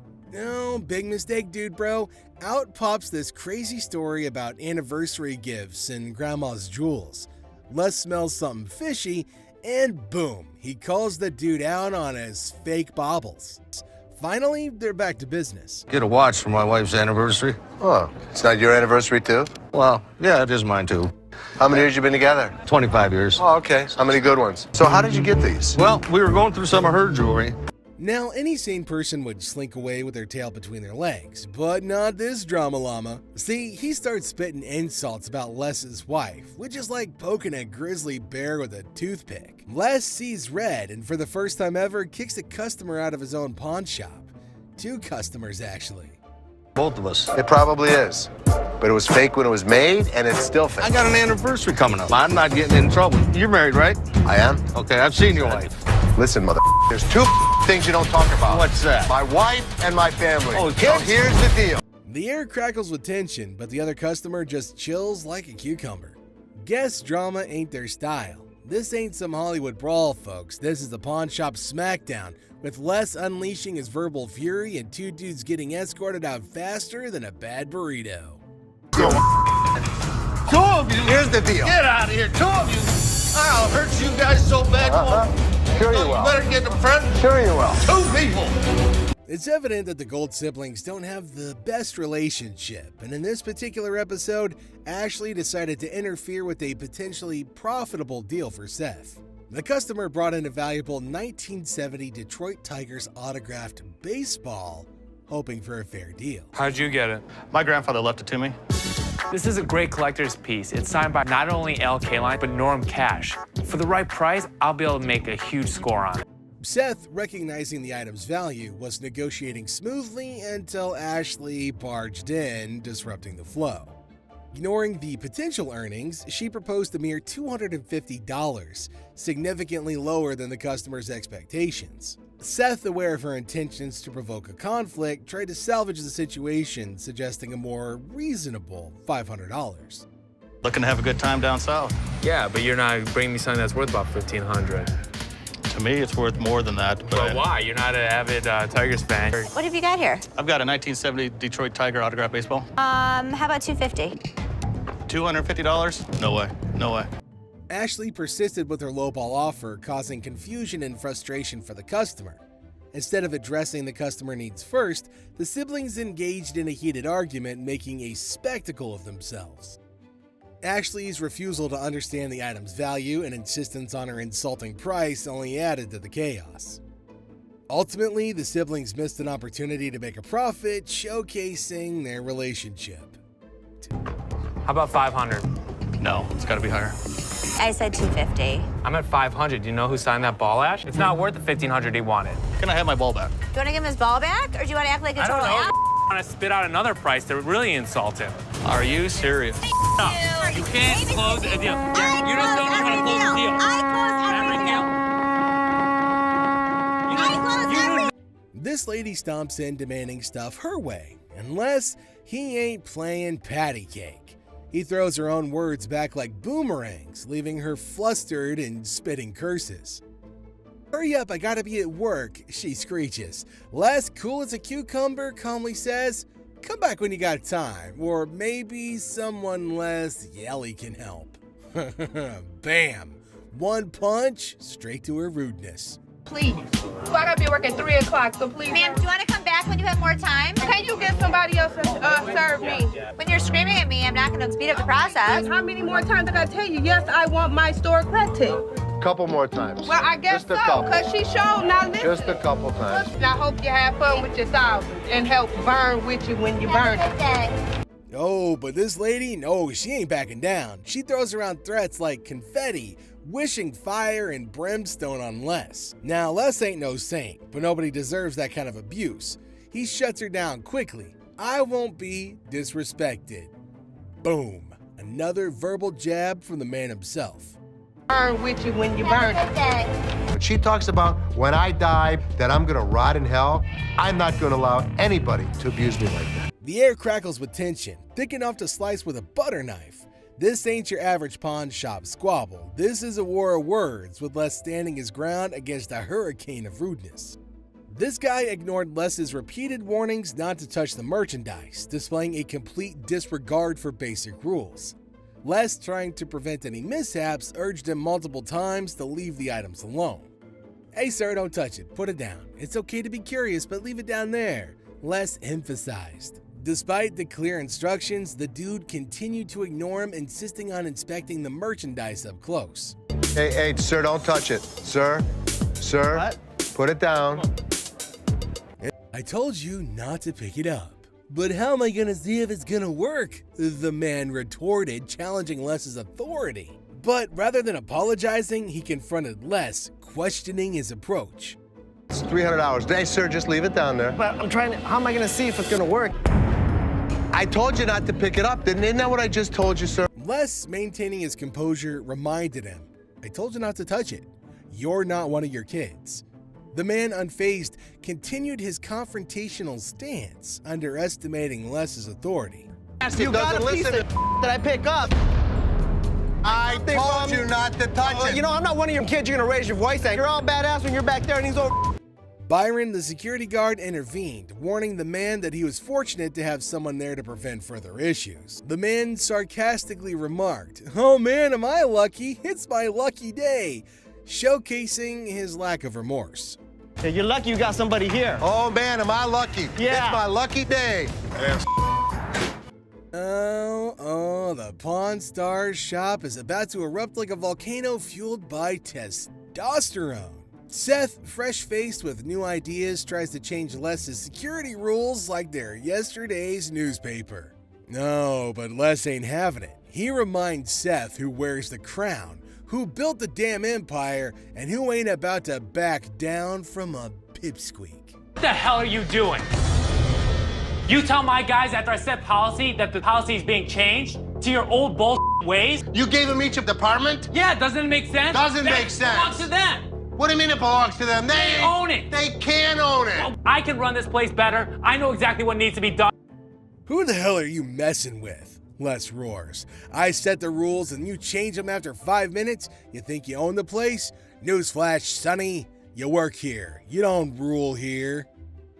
Ooh, Seth, puffed up like a peacock with borrowed feathers, sputters back about running things better. Now he wants Les to kick back, retire, and hand over the keys. But Les? He laughs in Seth's face. Classic. That Seth needs to chill out. Let me tell you something. How dare you to talk to me like this? The air crackles with tension. Insults fly faster than bullets in a John Wick movie. Seth throws out accusations, calling Les outdated and stubborn. Les counters with jabs about inexperience and disrespect. This isn't your grandma's bake sale argument, folks. This is a heavyweight brawl of egos, pride, and power. Now taking all bets. Either I make the wrong decisions, I'm the one that brought it to you. You need to retire, and I need to take over. Maybe Seth needs to listen to the wisdom and experience Les has, not just try to shove him out the door. And maybe Les needs to give the young blood a chance to prove himself, not just dismiss him as a naive newbie. Ashley and Seth, despite being siblings, have a history of constant clashes. In this instance, Seth decided to initiate a confrontation, leading Ashley to seek intervention from their father. "Why don't you put it in the back and stay back there? You're just buying junk, it's trash," Seth remarked, escalating the tension. Frustrated, Ashley sought help from their father, hoping he could mediate. You can find that in the trash. Excuse me? Why don't you put it in the back and stay back there? You're just buying junk. It's trash. Les, their father, seemed unbothered, having dealt with their frequent fights before. Seth's continuous teasing and Les's indifference fueled Ashley's anger. "It's disgusting how he talks to me like that. I don't have to talk to you." You don't know what he just said. Oh, sir. No, you aren't. Go ahead, Dad. Stop saying you are when you weren't, Dad. You were in the office. You did not just hear that. Looks like you picked the right person to come talk to. How he talks to me like that. Do you know how disrespected the customer felt? I don't have to talk to you. Then don't!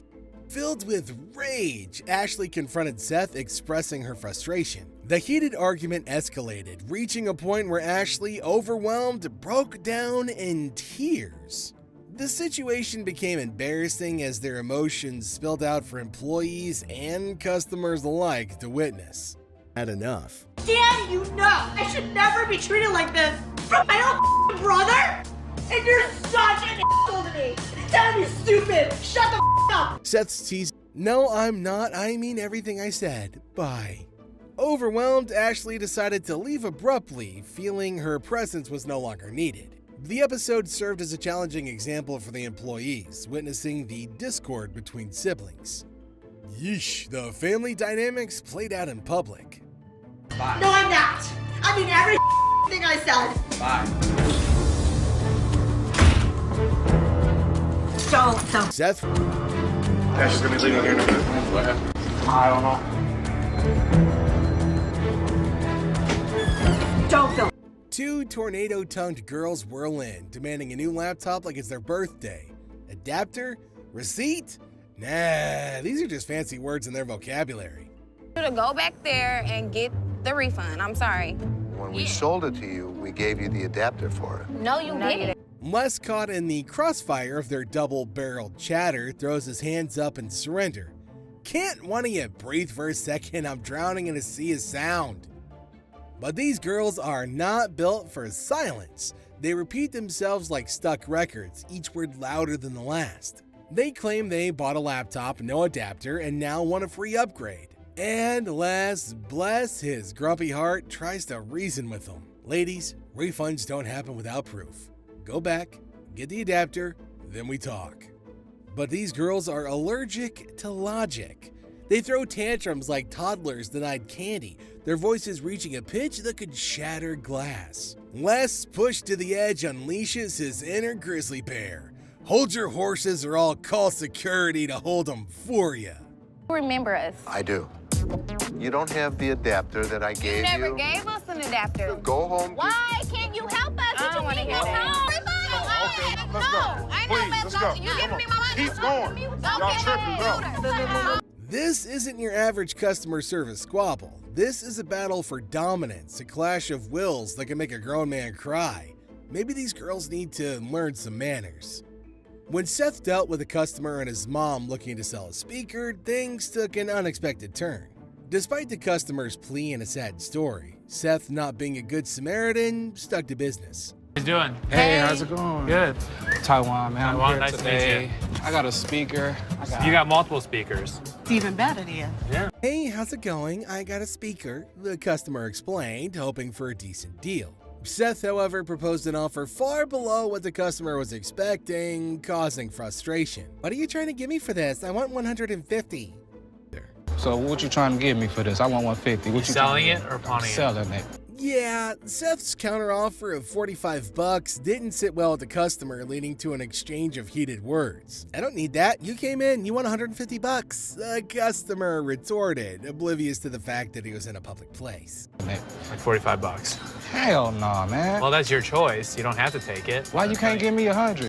The situation escalated quickly as the customer's profanity-laced tirade continued. Unsurprisingly, his disrespectful language right in front of his mom earned him an unexpected consequence. A good old-fashioned ass whipping. I don't need these mother. They won't give me what I want. You came in, you want $150. Mom, damn. What? Mama, you You don't talk like that in front of these people. I done raised you better than that. Amazed, Seth watched as the woman disciplined her son, treating him like a kid. The unexpected turn of events left both Seth and the onlooker surprised. To Seth's astonishment, the woman even returned to apologize for her son's unruly behavior. Actions, he got himself an ass whipping. Take you nowhere. It's the whole city without you boys. Oh, man, I ain't seen a whooping. Oh, man. Seth, I am so sorry. No, that's fine. I apologize. I appreciate that. Thank you. Thank you. Handling my security staff. Seth's patience is hanging by a thread as this customer blows in like a hurricane, demanding her computer. No pawn ticket, no ID, just a whole lot of bad attitude. I'm here to pick up my computer. Sure. I lost my pawn ticket. Okay. You have ID? No, I gave it to the lady over there. I gave my ID, I waited, I need my computer now, she hollers, each word a frickin' sonic boom. Seth, bless his soul, tries to navigate the storm, gently steering her to the right window. But this lady's got a temper that could melt solder. They're ready. I just walked over here and waited a moment. Okay. How many moments did you wait? Are you an idiot or something? I'm just trying to understand what you're saying. I need my computer. Well, she gets her computer, takes one look, and ba-boom! The volcano erupts. It's scratched, stained. This wasn't like this before. Her accusations fly faster than a pawnbroker's calculator. Seth, now juggling exploding customers like a circus clown, tries to calm the waters. I would like to get my computer, please, because he can't understand. I need you to sign. Here you go. Here you go to $247. But this lady's got as an insatiable an appetite for drama as the blue friend does for cookies. New computer, I want another one. Ugh, she screeches, pointing the finger like a loaded weapon. Ooh, and Seth at the end of his rope sees red. You scratched it, lady. Watch your back. Oh, no. I need to see somebody up in here. Yes, ma'am. Yes, my computer's all stretched up and stained up. It wasn't like this when I brought it here. Says scratch. No, I did not bring this computer here like this. I want me another computer for all even. That's an apple. What if talk about some tension? Thick enough to cut with a spork. Insults volley back and forth, each one sharper than a pawnbroker's wit. Holy crap, this isn't just customer service, it's a verbal gladiatorial arena. You scratching all over. Watch your back. Nah, watch yours. Let me get that door for you. There you go. Get that my ass. I think we're gonna get a twofer. Kick all this. When this customer crossed the line and threatened them, less swiftly had his security team remove the unruly man. Despite the initial confrontation, the situation took a foolish turn as the man decided to escalate things by sending death threats their way. Threatened them, Les had his security haul him out immediately. You gonna what? You heard what I said. I didn't hear what you said. Tell me what you're gonna do to me. Watch your Get your hand out of my. You're gonna what? Tell me what you're gonna do to me. The man's aggressive behavior continued, leading to security promptly intervening to prevent any potential harm. The man's absurd threat to kill them raised serious concerns about the safety of everyone involved, when he decided to send death threats their way too. Kill you, motherfucker! Who you gonna kill, huh? My face. Who you gonna kill, huh? Get out my face. Quick to react, the security team subdued the man before he could act on his threats. With law enforcement on the scene, the fear of facing consequences seemed to have a sobering effect on the agitated customer. It's pretty amazing how a night in the local jail can change one's perspective for the better. Ashley reported the incident, emphasizing the severity of the threat, and the officers took charge of handling the situation. The presence of law enforcement likely contributed to the man realizing the serious repercussions of his actions. Hi, I have a threat up here at American Jewelry and Lawn right now. So I was standing behind the counter, and he came up screaming. My security guard came in and started escorting him out. As he was going out is when the Despite his initial rage about losing his belongings, the man seemed to backtrack a bit, attributing his outburst to venting frustrations. While it's not an excuse for threatening behavior, it sheds light on the complex emotions that can arise in intense situations. I was mad because I lost all my stuff. I might have did say something to that effect, but it was only venting, like any normal person would. A clueless dude stumbles in looking for a generator thingy that makes magic light. Seth, bless his soul, tries to explain the whole electricity generation thing in kindergarten words. But this guy, denser than a block of concrete, bro. I'm looking for something like a generator like this. You want to generate electricity, yeah, right? That's what a generator does. So all you do, open up the gas can. Sure, $900 for that rusty hunk of metal? The dude literally bellows. 55's my limit, maybe 6 if I squint real hard. Seth, his patience thinner than a pawn shop receipt, tries to negotiate, but the dude just digs his heel in like a stubborn mule. But I don't have 900. What do you have? I only got like 5. 500? Yeah, I could push it to 6. I'm pretty firm in 700. Could you fire it up at my house? Once you purchase it, you can actually take it to your house. This is ridiculous, dude. Okay, the dude wants to borrow the generator.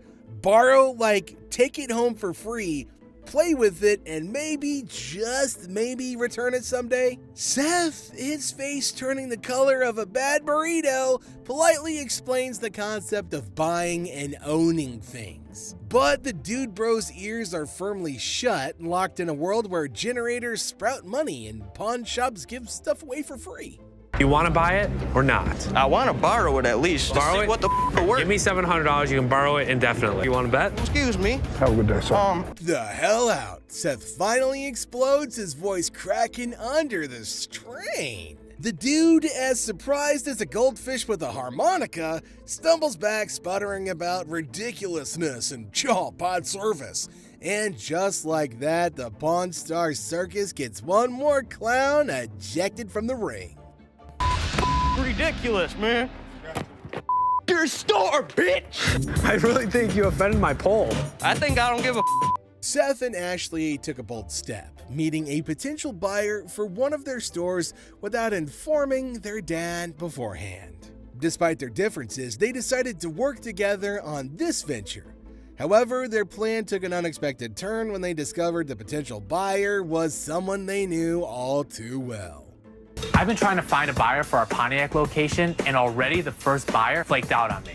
But thankfully, I got another potential buyer, and Ashley agreed to meet him at the... Upon realizing the situation, Les, their father, expressed his disappointment and frustration, questioning their actions. Les rightfully felt betrayed and had every reason to be angry.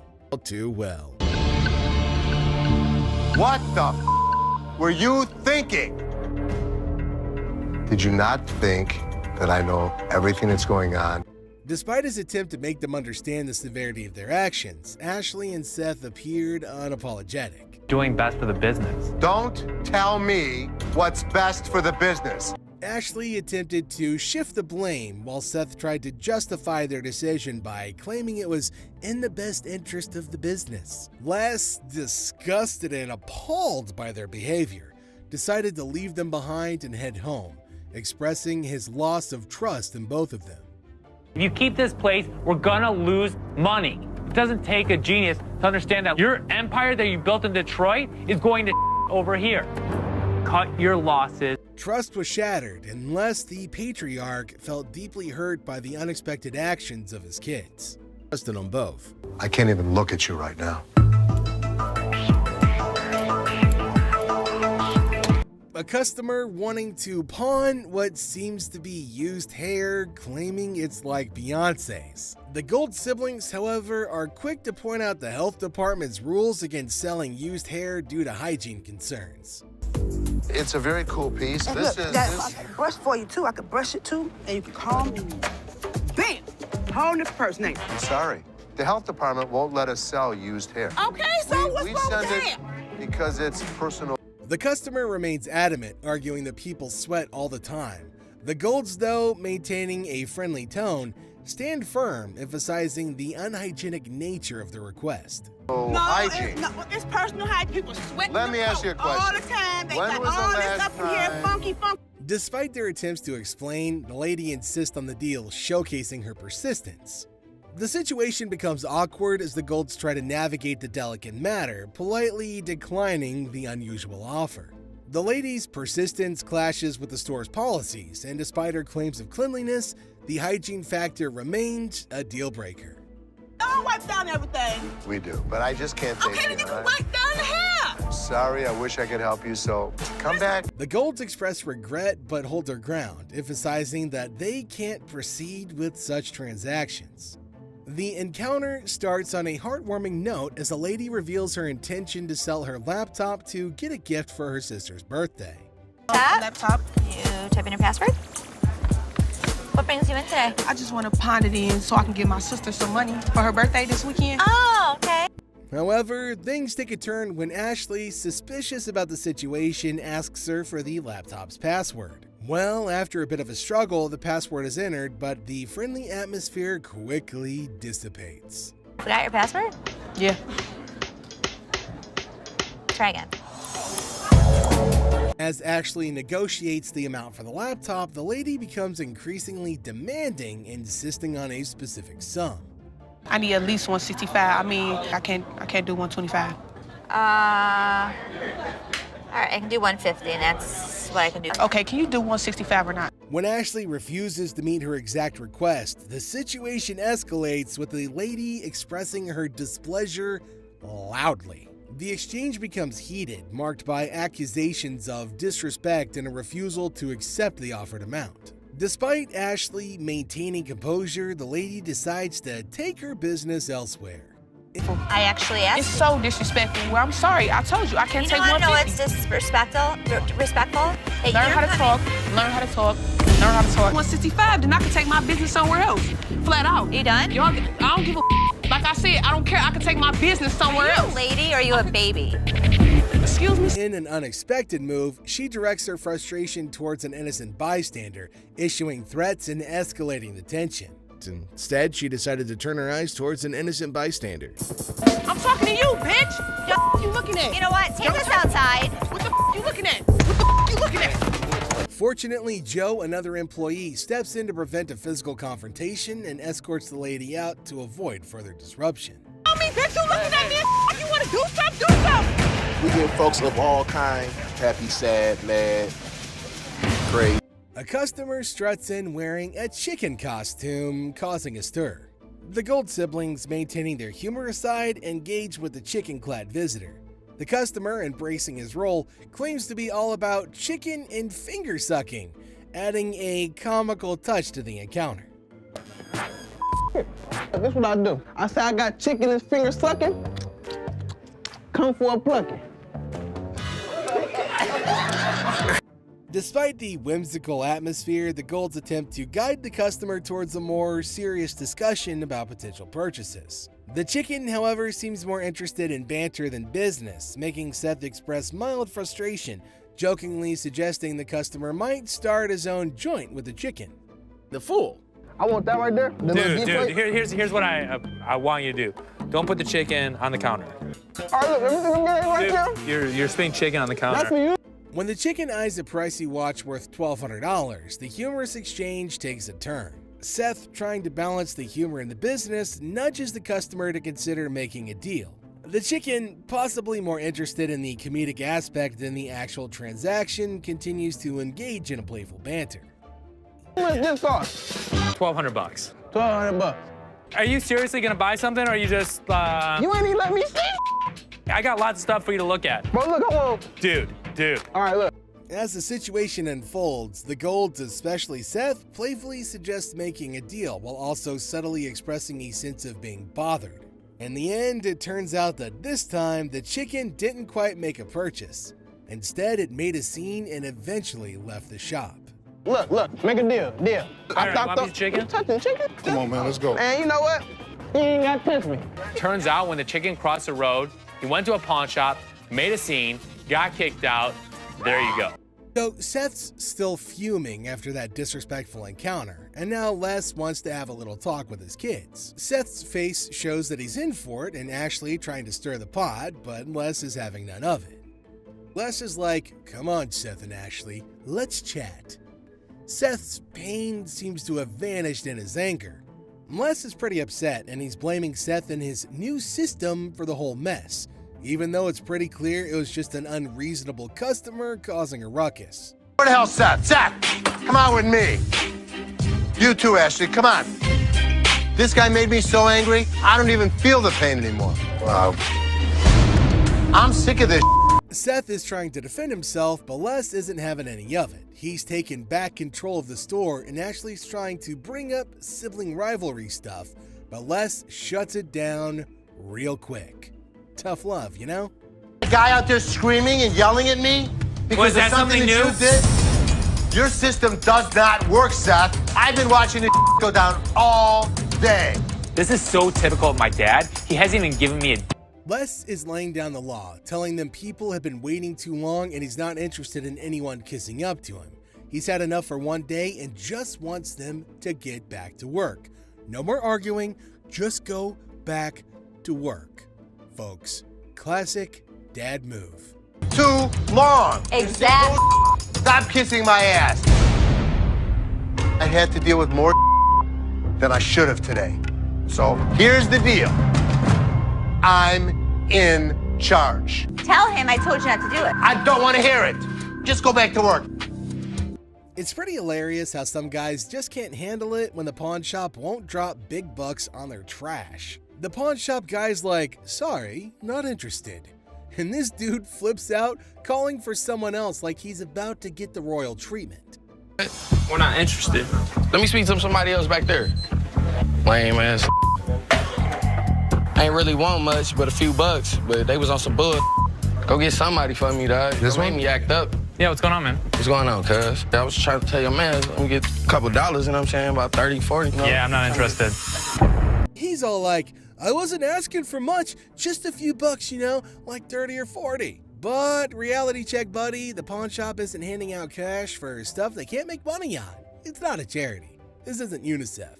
That we couldn't make money on. There's times that we just can't take old merchandise. This was one of those times. Hey, yo, man's carry my out, then y'all want to do like that, y'all. So he's getting all riled up, telling them to get somebody for him, and the poor pawn shop owner, Les, is just trying to keep his cool. He's surrounded by this guy acting all tough. You almost feel sorry for Les, who's doing his best not to lose it. But then this dude goes too far. Listen, don't be throwing the at me. You understand? You understand? Don't be ever throwing the at me. You understand that? You understand that, man? After all that, Les has had enough. He's like, you want to act like that? Fine. It's like watching someone poke a bear with a stick and you just know it's all about to go down. Classic pawn shop drama, right? All right. I got a better idea. How about if we don't have you come back in here? Oh, it's like that? Hold on. Y'all ain't over here anyway. I smack the out your ass. Don't even reach behind nowhere. Reach what? Nigga, if I got it, got it. Reaching, Jonah. Don't be killing my stuff. I don't care how old I am. I'm never too old to beat you. Threatening me that he's coming back. Does he think we don't have security cameras? Does he think we don't know what his license plate number is? It'll be his worst day if he even thinks about doing anything. Just another regular day at the pawn shop, folks coming and going, some with smiles, others not so much. Now here comes this guy strolling in hoping to snag $100 for his gold chain. The receptionist is all cool, approves the loan, everything seems pretty chill, right? Oh, bro, hold on, let me prove my point. Now here's a guy who walks in hoping to get a loan of $100 for his gold chain. And you know what? The receptionist happily agrees. Loan approved, right? How much would you like? $100. Okay. I can do the $100. Well, hold on to your butts because it's about to get wild.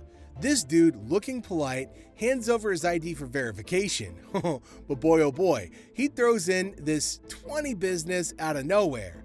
He's pointing at the sign, claiming it's right there. He should get an extra 20%. Right? What 20%, sir? The sign right here says I get 20%. The receptionist is baffled and the dude's politeness evaporates into thin air. Not intense. Sir, I don't know what you're talking about. Is you serious? Yes, sir. Ma'am, you ain't never seen the sign? Well, the man's voice gets louder and he's asking if she's ever seen a sign in her life. Whew, talk about intense and rude. 20%! You said you gonna give me 100. I get 20% of 100. The guy keeps insisting that he's supposed to get that extra 20 with his $100. The whole shop's on alert now with bodyguards ready and even Seth, the boss, stepping out. Well, the tension is rising and the customer won't back down. Their pawn shop, bring me in the ticket, and when you take it out of that pawn shop, I'll give you 20. But does our furious customer listen? No way. He's demanding to see the manager and Seth steps up to explain things patiently. Well, he keeps shouting, demanding his 20, hoping someone's gonna back him up. The bodyguard quickly takes it back, and the customer leaves, cursing and grabbing a plant to throw on the ground. Yep, it's never a dull day around here. Crazy, huh? Straight up, my man, let us go. Let us go. 20%. The angry customer doesn't even give Seth a chance to explain. Get something out there, bro. You down for the sign, my man. I'm about to chase you down. Gotta admit, that's a bit hilarious. But the bodyguard quickly snatches it back, and the customer keeps cursing as he leaves the shop. But wait, there's more.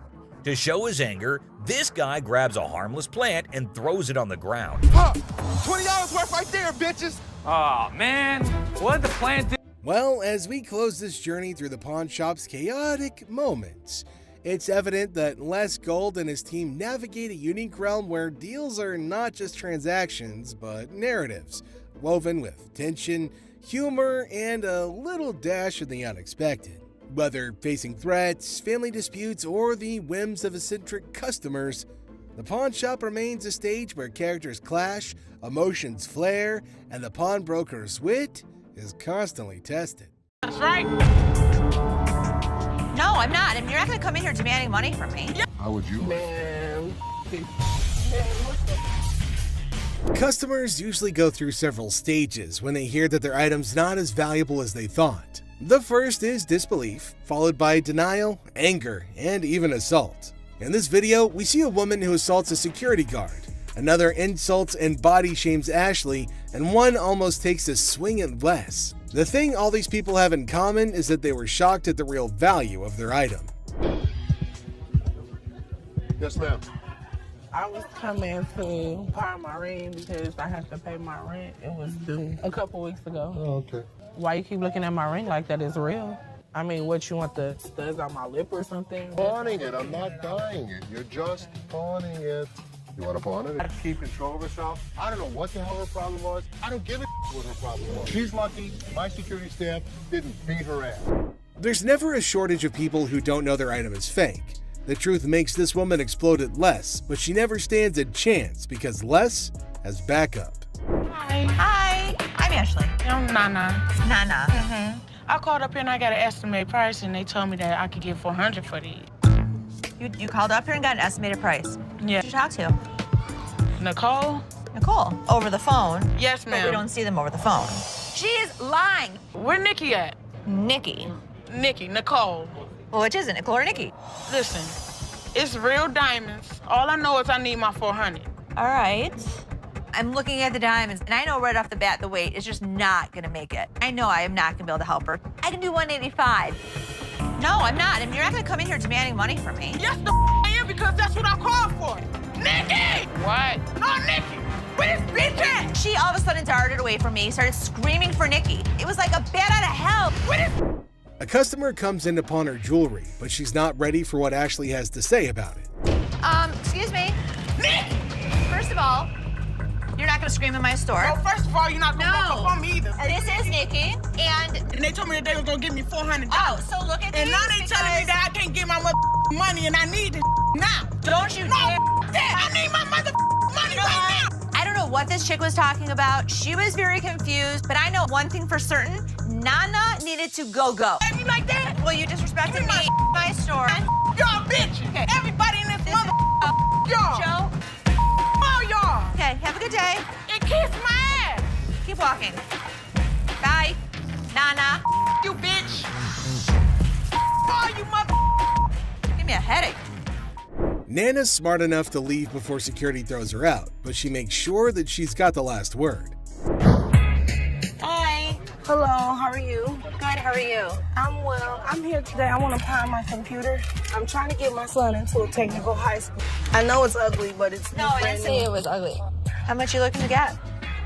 Like $175. Oh, that's not enough. I really wish you could give me like $150. Have you ever had an impound before? Yeah, I'm a gold card member. Get it for you for the same amount that you've had it in for. What was that? You consider the fact that I've been patronizing this business since '97? I really appreciate you're not giving me what I want. Well, I don't give everybody what they want. 157? You done? No, I'm not done. Okay. Do you want the 100? No, I don't. Okay, then goodbye.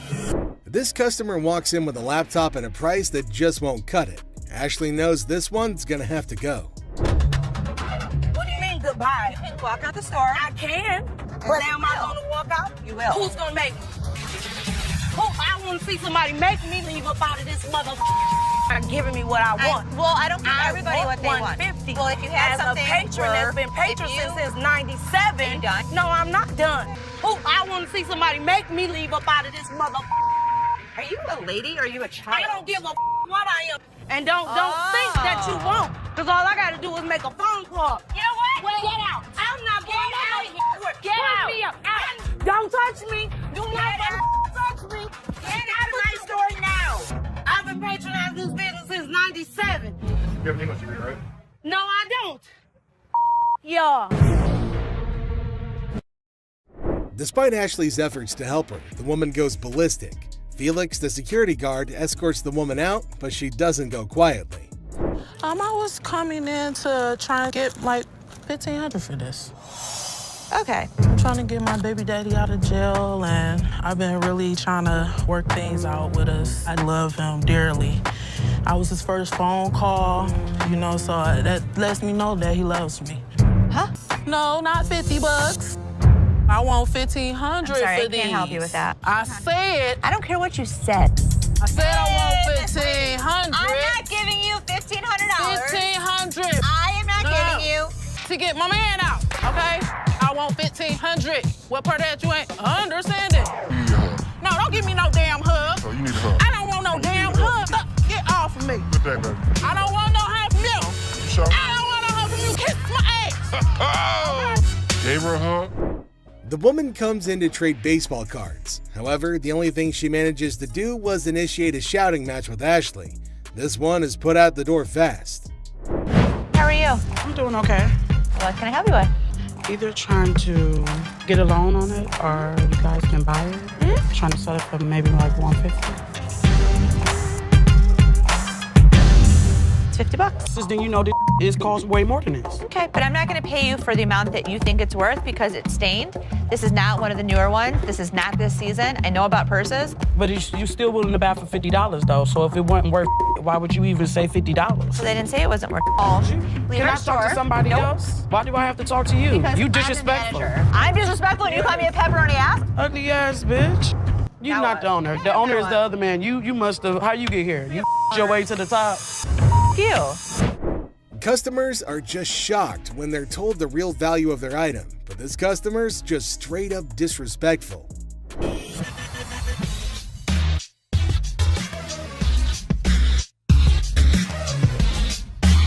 How much you want to spend?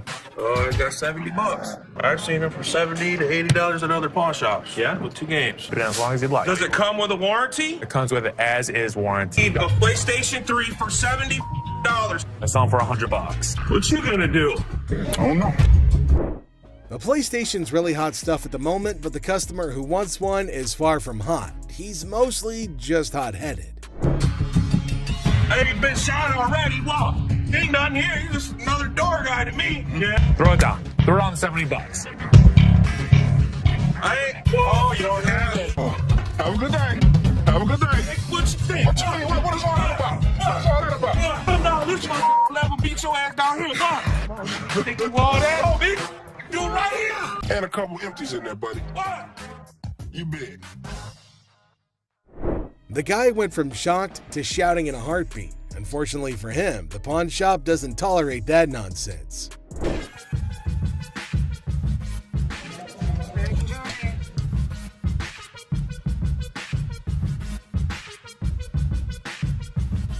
They're not real. What? No, these is real. Look, when you holding up to the light, ding, you hear that? Ding, that's the diamond sound. Don't you think I would offer you money for them? No, I know what this is. Why your big ass standing here? What the you want? So you can give me my $300. Whatever, toe man, my ass haters. Bye. Have a nice day. The next customer is a lady with diamonds from her fiance, or so she thinks. Les breaks the bad news to the lady, but she's got a hard time accepting the facts. Hello. Hi. Can I help you? If I'm trying to pawn this, 35 millimeter, right? yeah, How much are you looking for? just about $30. Got my baby's birthday coming up and just need a couple of extra dollars to help out. Stuff situated for him. What do you have planned? For his birthday? Mm-hmm. A birthday party, you know, cake, ice cream. To try and get money from us. And the kid ratted her out saying, yeah, my birthday's in 2 months. There's a little bit of time you have before then to come back and hopefully have something of value. And I really would have appreciated any little thing that you could have gave me. 10 years ago. This is some bull because y'all could have took this camera. You could have gave me $30. The innocence of a child didn't allow this woman to cash in on her worthless camera. She was pretty shocked her lies didn't work on Seth. How are you? How are you today? Good. What you got? My bracelet on my phone. My baby daddy gave it to me. It would be so mad. Curtain tiebacks. What are you telling me? You know this isn't real. What do you mean it's not real? Well, it's a real bracelet.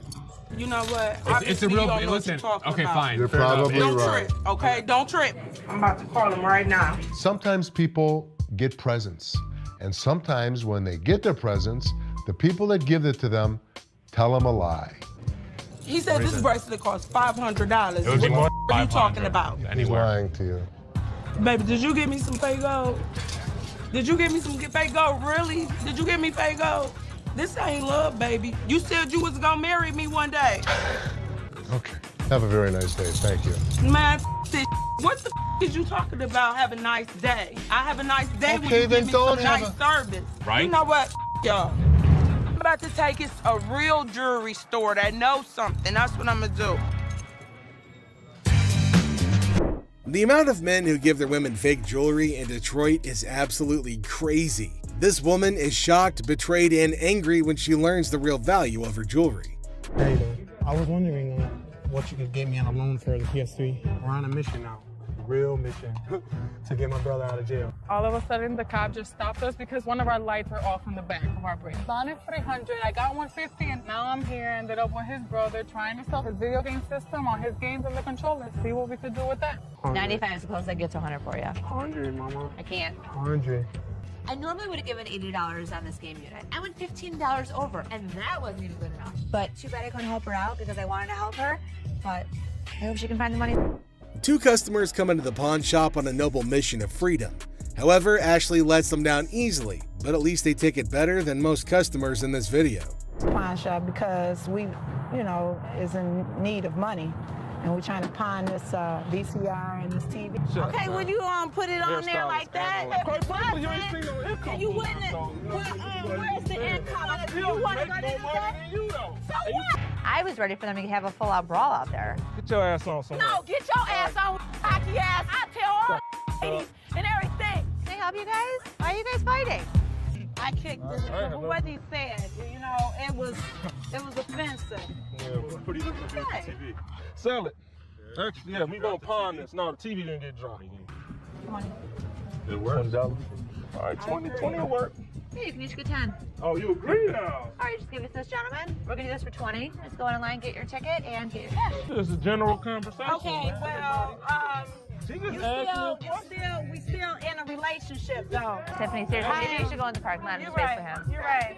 I am gonna wait in the parking lot. Freckles really fair. I like that. A chaotic couple barely makes it to the pawn shop before smashing one of their items in an argument. The couple is more sad than shocked that they've rendered their items worthless. Hi, how are you? I'm good. How about yourself?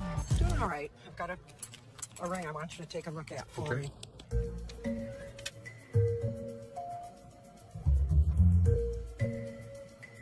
You know what it is?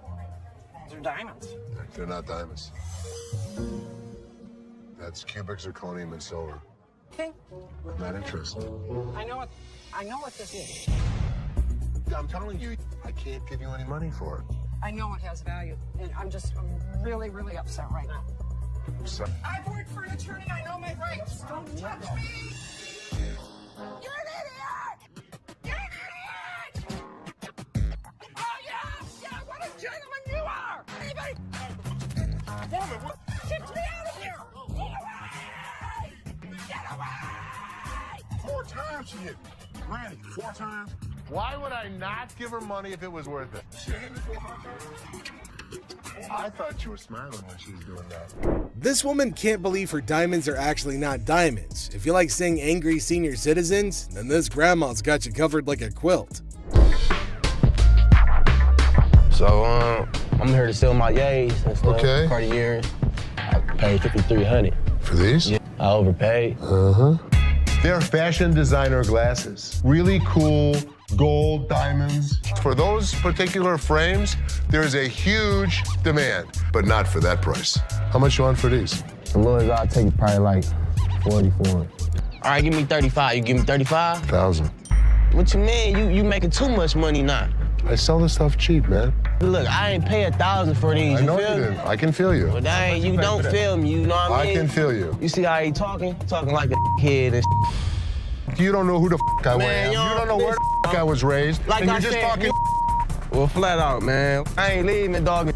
Come on, baby. You on butt. What's up, baby? Man, we out. You on that petty shit, dog. That petty ass money you offering. That's why ain't nobody with y'all. You feel me? I feel you. Les is offered a cool pair of glasses, but he knows they're not cool enough to be worth what the customer's asking. The customer doesn't take the news well at all. Welcome to the channel, guys. Today we have criminals arrested on hardcore pawn. So get your popcorn, because stuff is about to get pretty intense. Okay. Oh my God. Get your hands off. Blurry-faced guy. We'll buy this and pawn this and that and give you $350 total. Get set for a crazy moment in this pawn shop. The shopkeeper and a customer are going at it in a big argument, trying to make a deal or who knows what. But wait for it. Out of the blue, two dudes in fancy clothes with blurry faces bust in like old school detectives.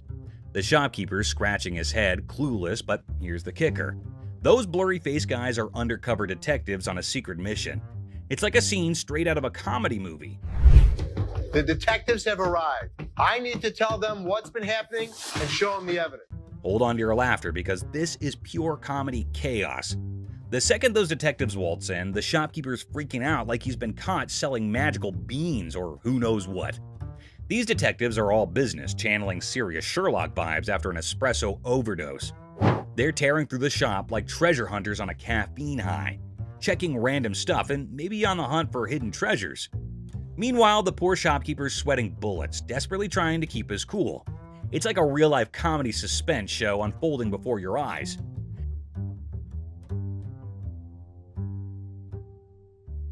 Get ready for the wild ride of the century. These detectives, giving their best modern-day Sherlock and Watson vibes, decide to ramp up the drama with technology. It resembles they're on an investigator show marathon watch as they jump into the security camera film. As they replay quick forward and focus on each problematic little hiding spot in the shop, envision some strong, thrilling music playing behind the scenes. An investigator story with an innovative turn will keep you as eager and anxious as ever. Do you think he was working with someone else? If he was, it could be anyone. Well, buckle up for the big reveal. The digital detectives uncover the mastermind. And guess who? It's our buddy Joe. Yep, good old Joe is the culprit behind all the missing stuff. These detectives don't waste a second. They slap handcuffs on Joe quicker than you can say guilty as charged. And just like that, the pawn shop transforms from a place of heated arguments to a full-blown crime scene.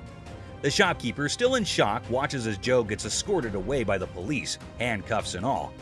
The whole situation is so bonkers it can make anyone burst into laughter. It's like a comedy show with mix-ups, detectives with blurry faces, and a surprise twist. You'd be left thinking, did that seriously just happen? It's pure comedy gold, my friend. Comedy gold.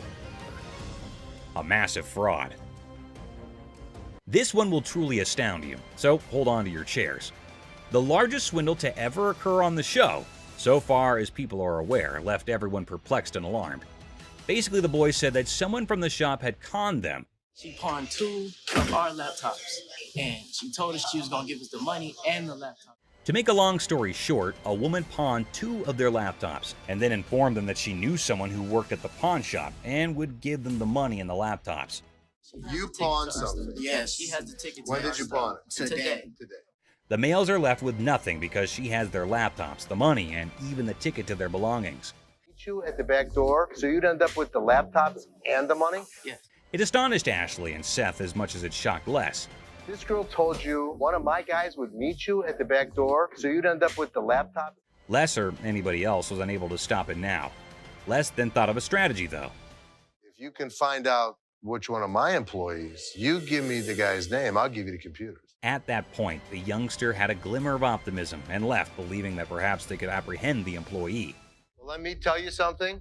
We've been scammed before, and I will not be scammed again. Les then requested that Ashley look up the buyer of each laptop they had that day on their background. Les realized something had clicked when she spent the entire day going through them and finding nothing. You're able to witness it. You'll get the money and the laptops. You go, hell yes, let's do it. Thus, these children were not the victims themselves. Instead, they had been attempting to con them all along. Well, here's the way it works. Nobody gets out of pawn without paying for it, and nothing goes out the back door. This time, they weren't duped either, although the kids did cause Ashley and the others a lot of worry during the day. The bag.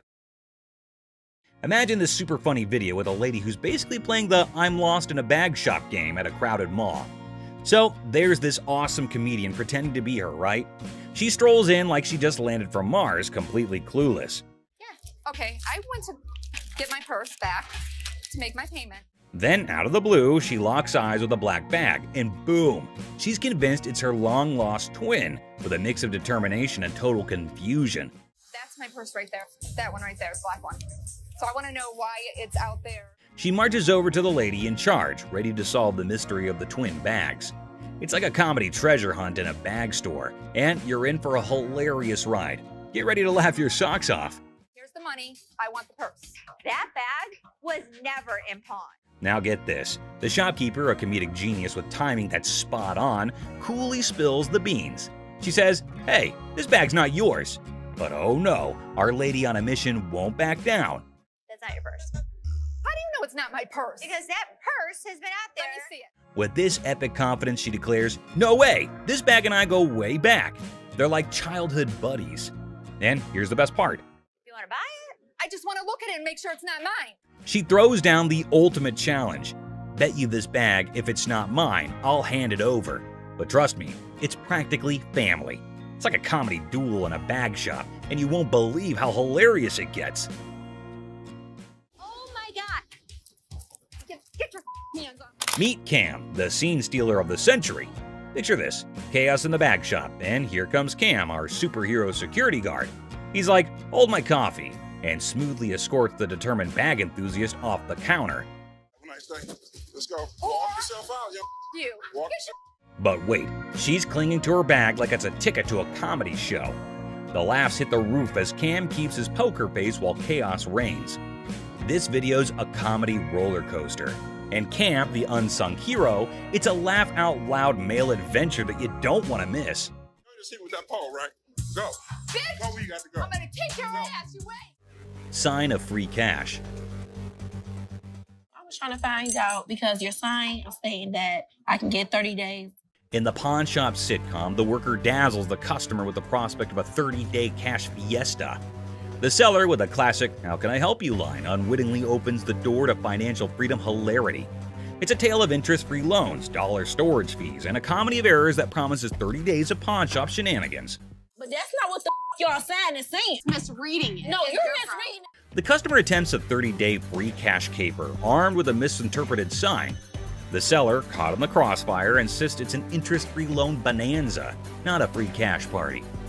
Cue the comedic chaos as the customer points fingers, and the pawn shop sign becomes the unintentional star of a sitcom episode gone haywire. I need my cash. It says it right here. Free cash. The customer demands free cash like a rock star on tour. The seller, armed with the reality of interest-free loans, faces a barrage of demands. The customer, teetering on the edge of pawn pandemonium, enlists a surprise ally, a sassy woman who jumps in the scene like a comedy superhero. Cue the applause for this unexpected twist in the cash crusade.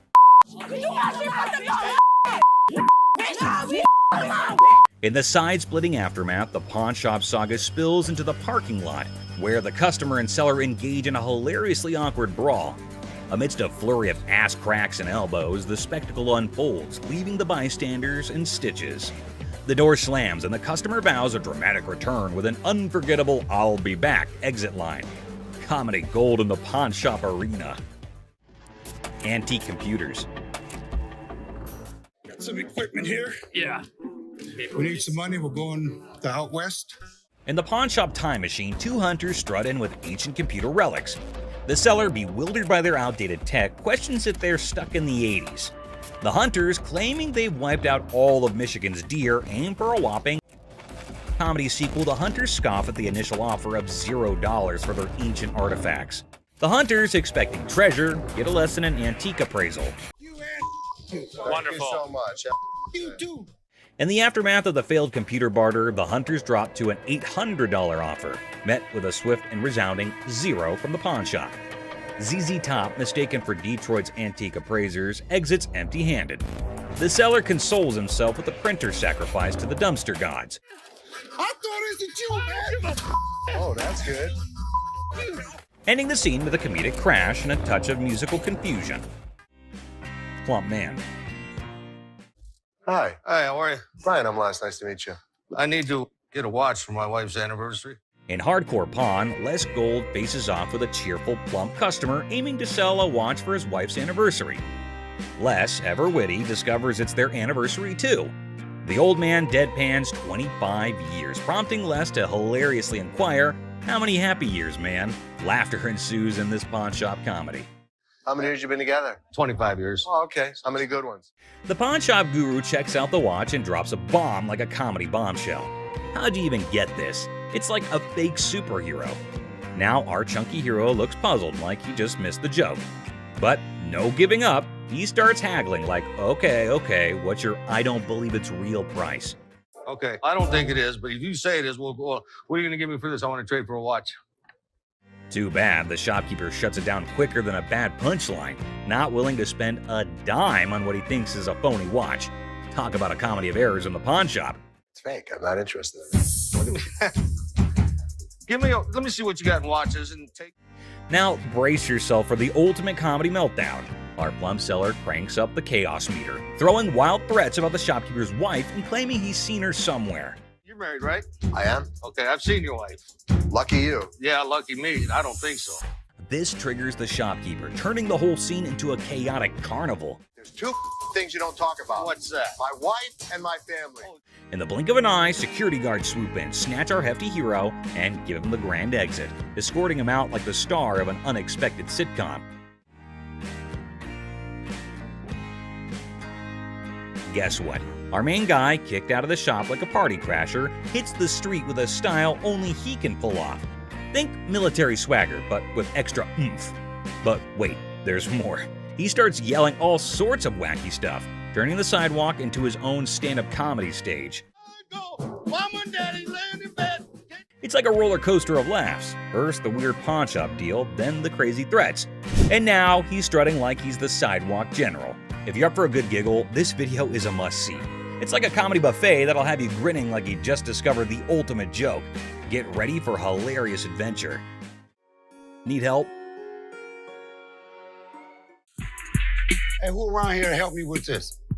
Hold on to your hats for this crazy video. There's this super hyper dude who charges into a shop, making a fuss like it's the biggest emergency. And get this, he decides a random table is his new chill zone.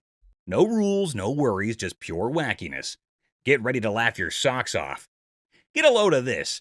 A serious lady walks into the chaos, totally shocked by the craziness. She's all polite, asking the lovable crazy guy to hit the road. But guess what? He's on a whole different planet. Get your ass over and shut up. The scene is just too much for them.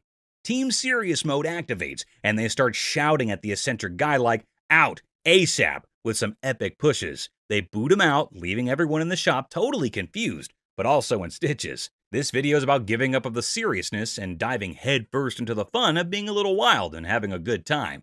Get ready to laugh until your sides hurt. Watches.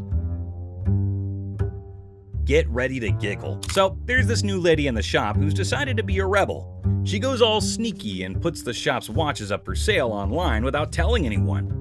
Now, imagine the staff just standing there, scratching their heads like, what in the world is going on? But oh, it gets better.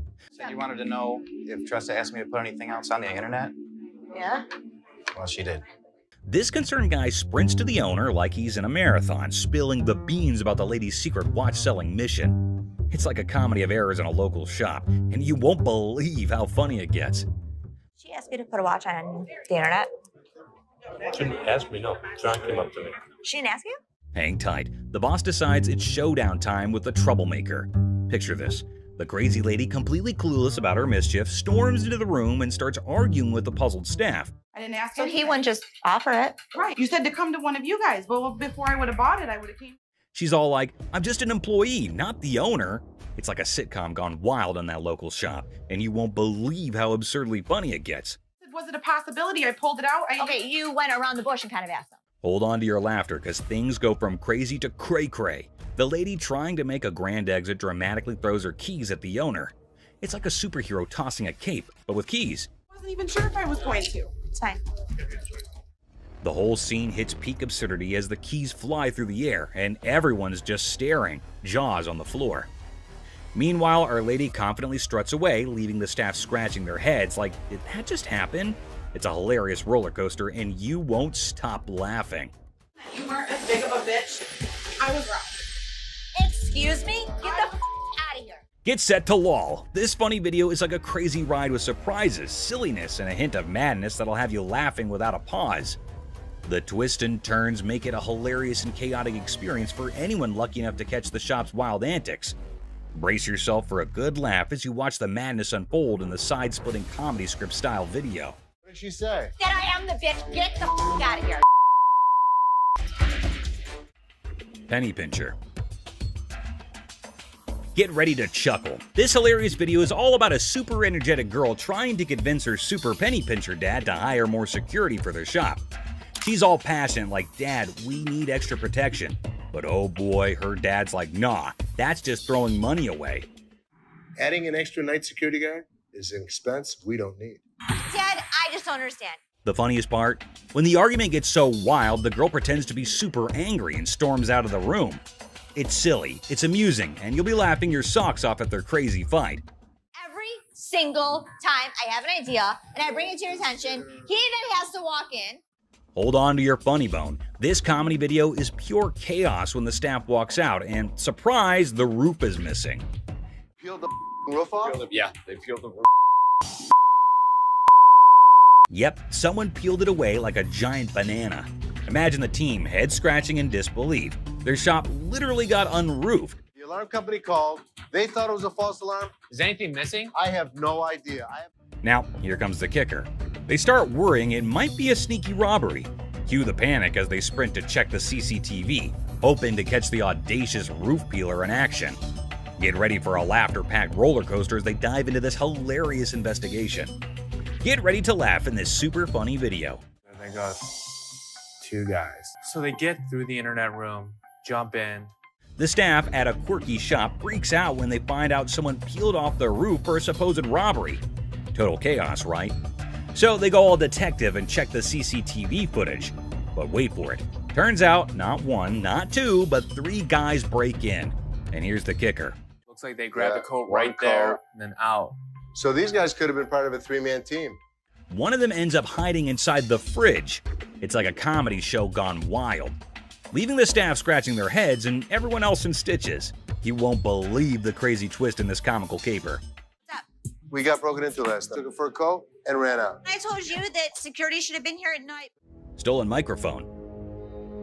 The seller, baffled, asks when they were taken off the rack. It's a funny scene of concert chaos turned into a pawn shop jackpot, where microphones become rock star souvenirs, and the friend is the accidental hero of the day. The person insists the microphones were flung into the concert crowd, a spontaneous catch. The seller, eyebrows raised, gets an unexpected call from American Jewelry about missing microphones. It's a classic mix-up where concert souvenirs turn into an unintentional pawn shop investigation, leaving everyone wondering how the microphones took an unexpected detour. Dramatic call to American Jewelry.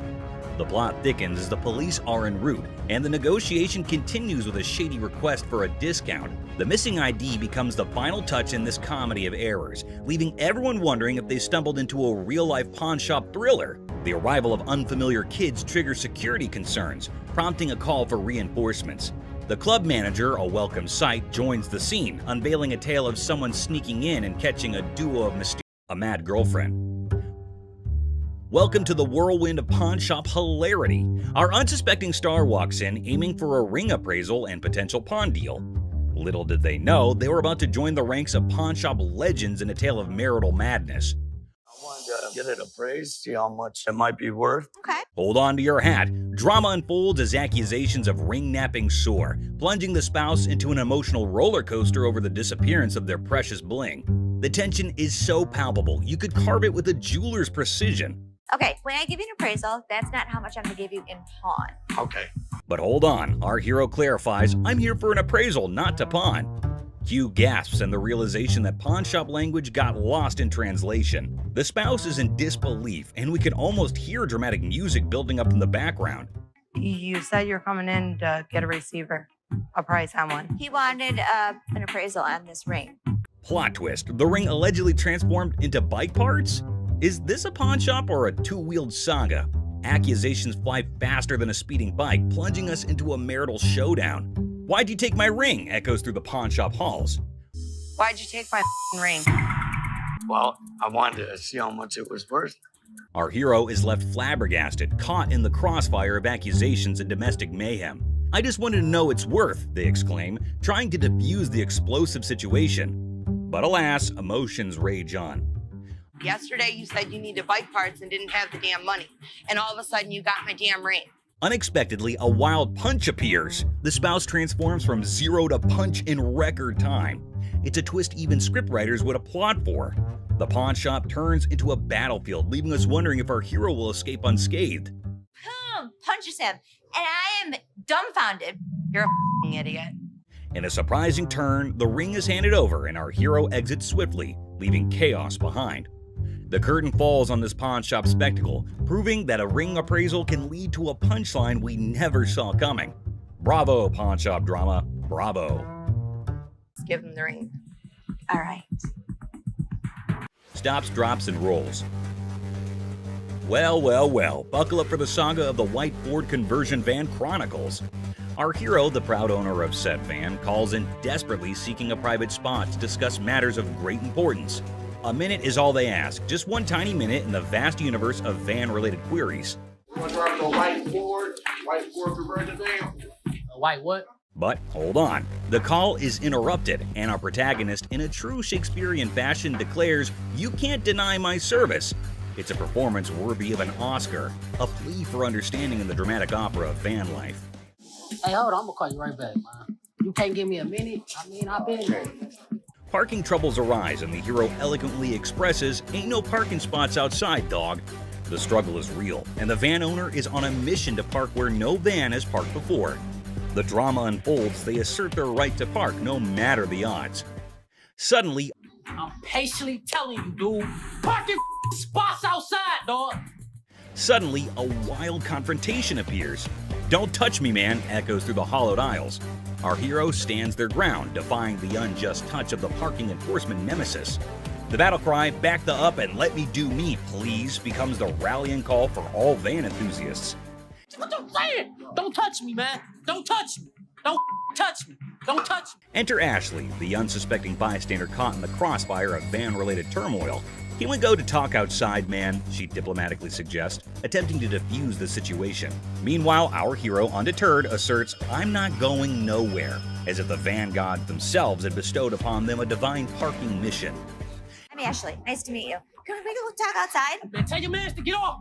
Here, walk outside. In a shocking turn of events, our hero literally stops, drops, and rolls on the store carpet, leaving everyone perplexed.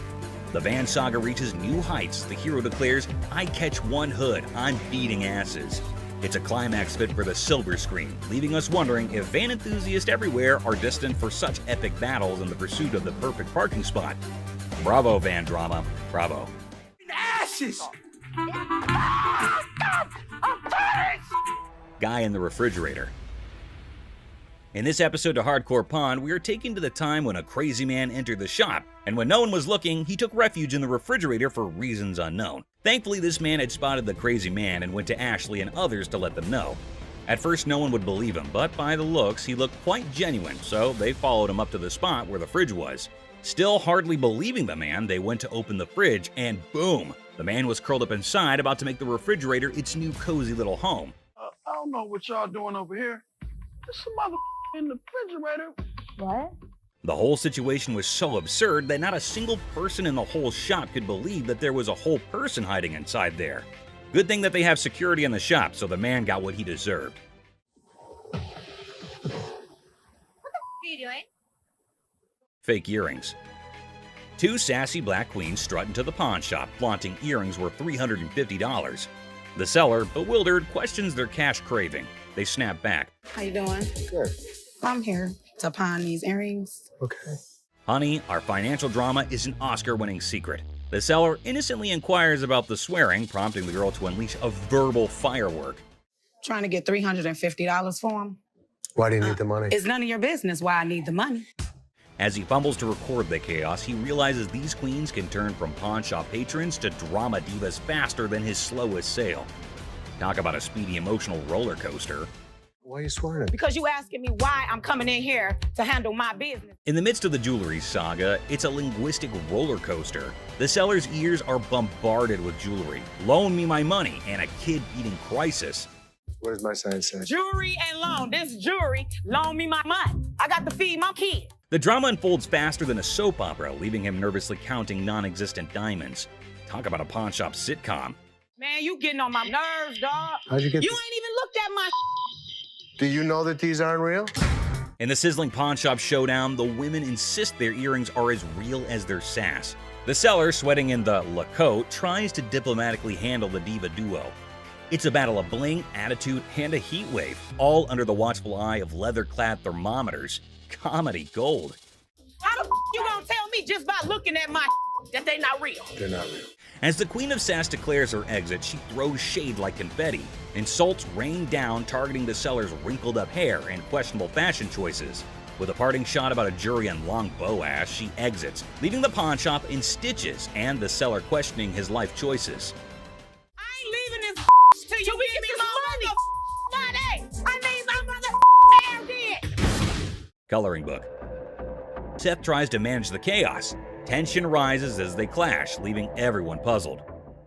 Like run back to Hawaii, we bought that shirt. A Frank Zappa one from '82. Mom's surprise drawer is found. Now, the shop's in for a laugh, unraveling the tale behind these quirky relics. Book from 1962 and all. A coloring book at 25, never cracking it open.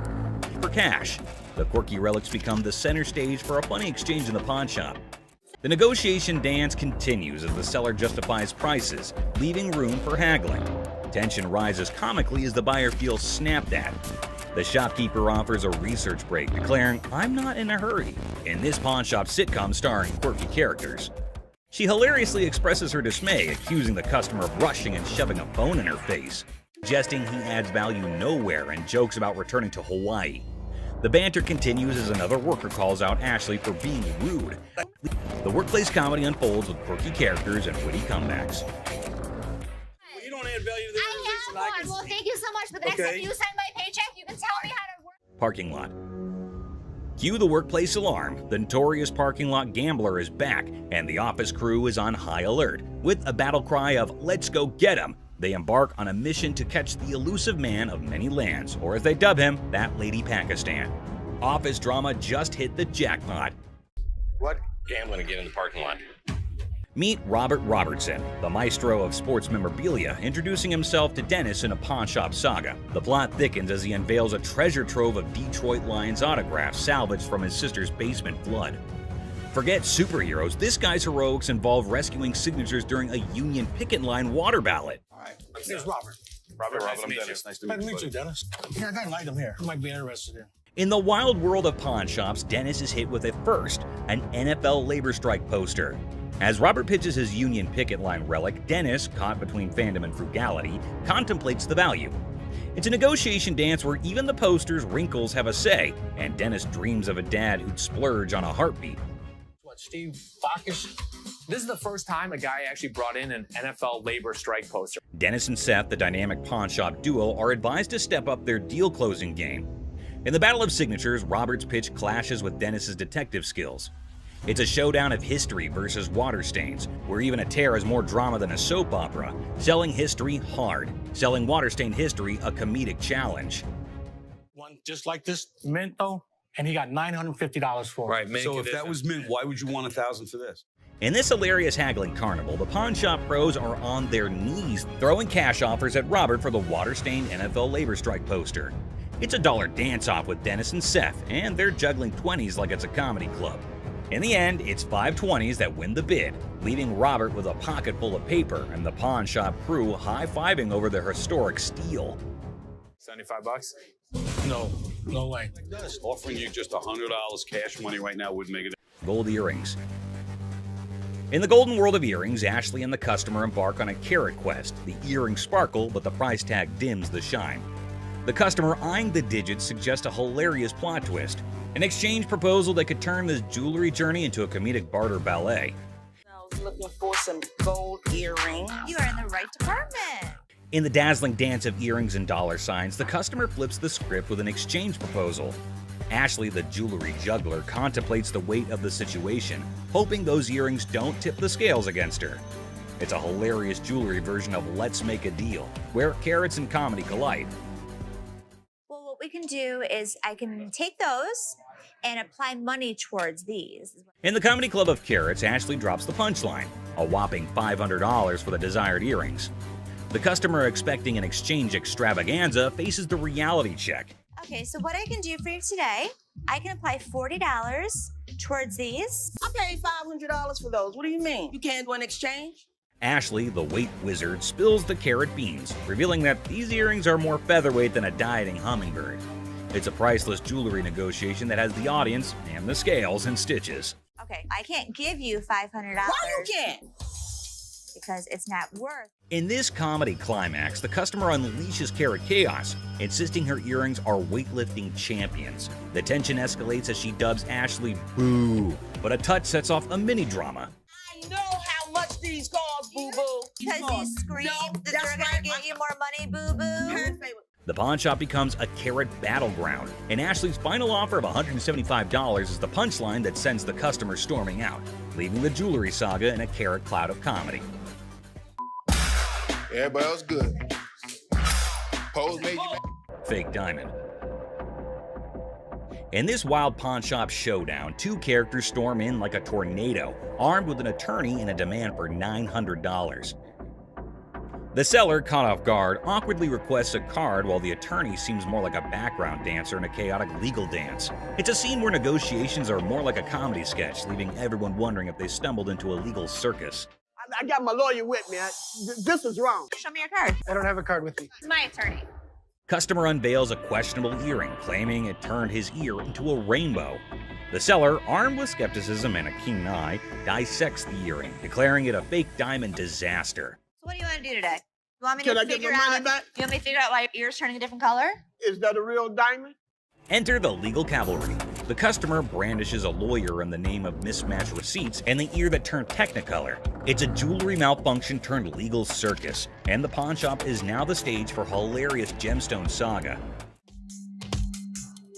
This is not the correct earring for the receipt. Chaos ensues as the customer brandishes a jewelry store receipt like a wizard spell. The attorney, a sidekick in this legal circus, demands a refund for the rebellious earring. The seller, caught in the crossfire, faces threats of escorting and leg knocking, all while insisting they won't budge. It's a legal showdown where the only guarantee is a laugh-out-loud twist around every shiny corner of the pawn shop arena. The earring does not match the description. What you mean? So you saying now I just brought an earring in?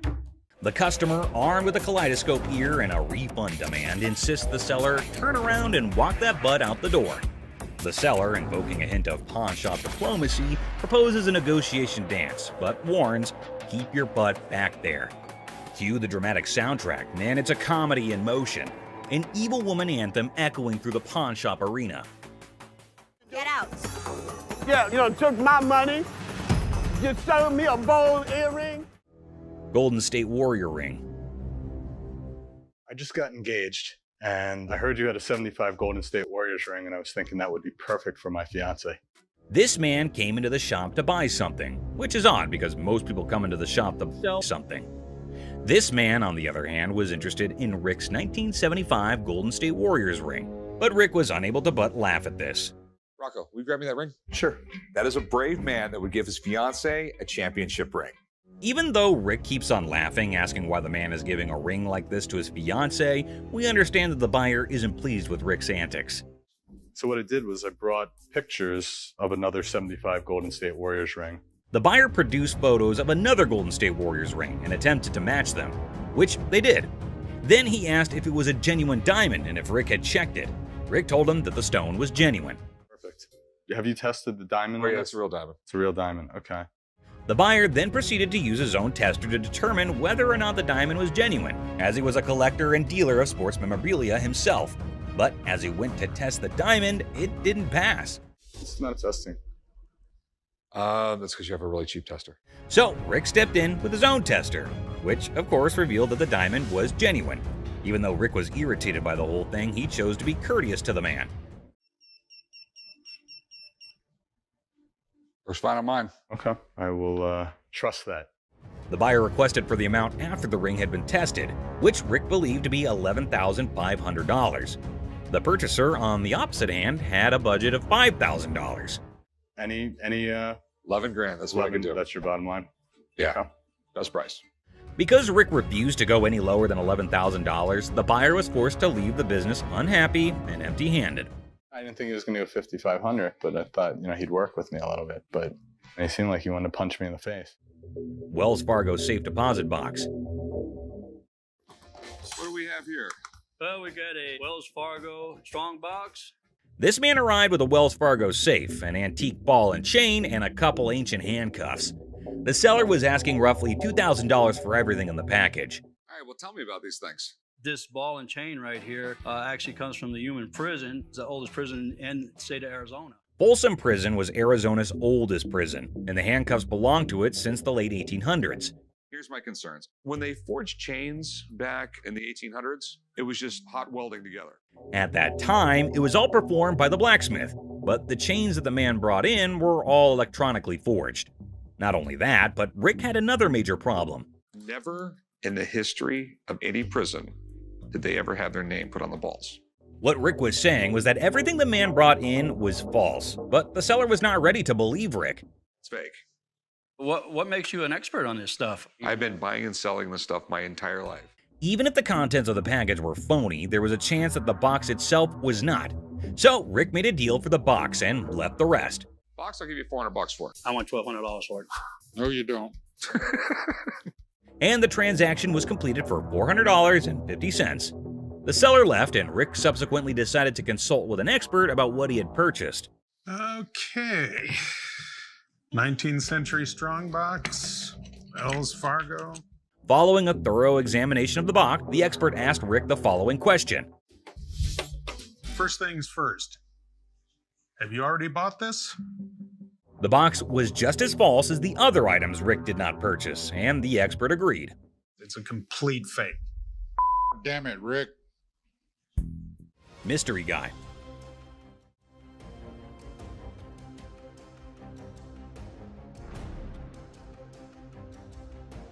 Right there.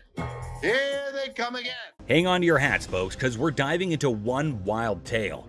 Picture this, a mysterious dude looking like a secret agent casually strolls into a pawn shop, acting like he owns the place. The shopkeeper, eyes wide open, can't help but stare at this walking enigma. I mean, who wouldn't? He's like a riddle on two legs. Now brace yourselves for the craziness escalates.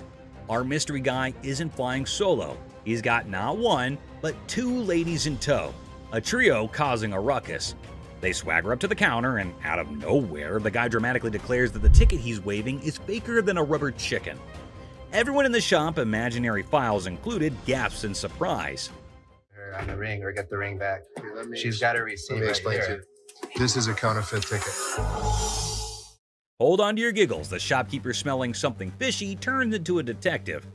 With a sneaky grin, he tells the trio to chill and confidently says, "I'll prove it's a fake." The suspense builds as he brings out the real ticket, examining both like he's some ticket art connoisseur. This is the amount of numbers that are here. Okay. Number 2 is state law mandates. Hold on to your funny bone. The shopkeeper spots the differences quicker than yelling "fake alert" with a big old grin. He declares, "Nice try, folks, but your ticket is faker than Monopoly money." Cue the imaginary mic drop in the background. But whoa, Nelly, the trio isn't throwing in the towel just yet. They get into an energetic discussion, pointing fingers, thrashing arms, and hollering as though they're contending in a yelling challenge. It resembles something out of a sitcom, and you can't resist the urge to chuckle at the idiocy. In the grand finale, our mysterious guy and his partners in crime admit defeat. Looking a tad embarrassed and probably feeling a smidge silly, they storm out of the pawn shop. The shopkeeper, now a hero in counterfeit ticket detection, is left with a bunch of baffled onlookers. And there you have it, a hilarious adventure that's weirder than fiction and funnier than a clown on a unicycle. Comedy gold, my friends, comedy gold. Gun cabinet. Well, it's a desk, but it's not really a desk. It's actually a gun. So what this woman brought into the pawn store was not anything that was common. It appeared to be nothing more than a plain desk, yet it was far more than that. It's a gun desk. Yes, when you push down on the inkwell, a bullet fires out through the trapdoor. When you press down on the inkwell, a bullet fires out through the trap door, and this desk transforms into a pistol when the time comes. If I sell it, that's fine. If I don't, I'm okay with that too. Thus, the merchant visited the business not exclusively to sell the weapon work area, yet additionally to figure out more about it. She needed to realize who possessed it, the way things were utilized, how old it was, and other such data. I was trying to figure out how to open it and had a really good look inside it and said, While hunting for a nice little desk, she came across this one.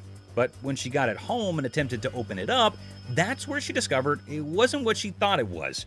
I've seen desks with hidden gun compartments, but I've never seen a desk as a gun.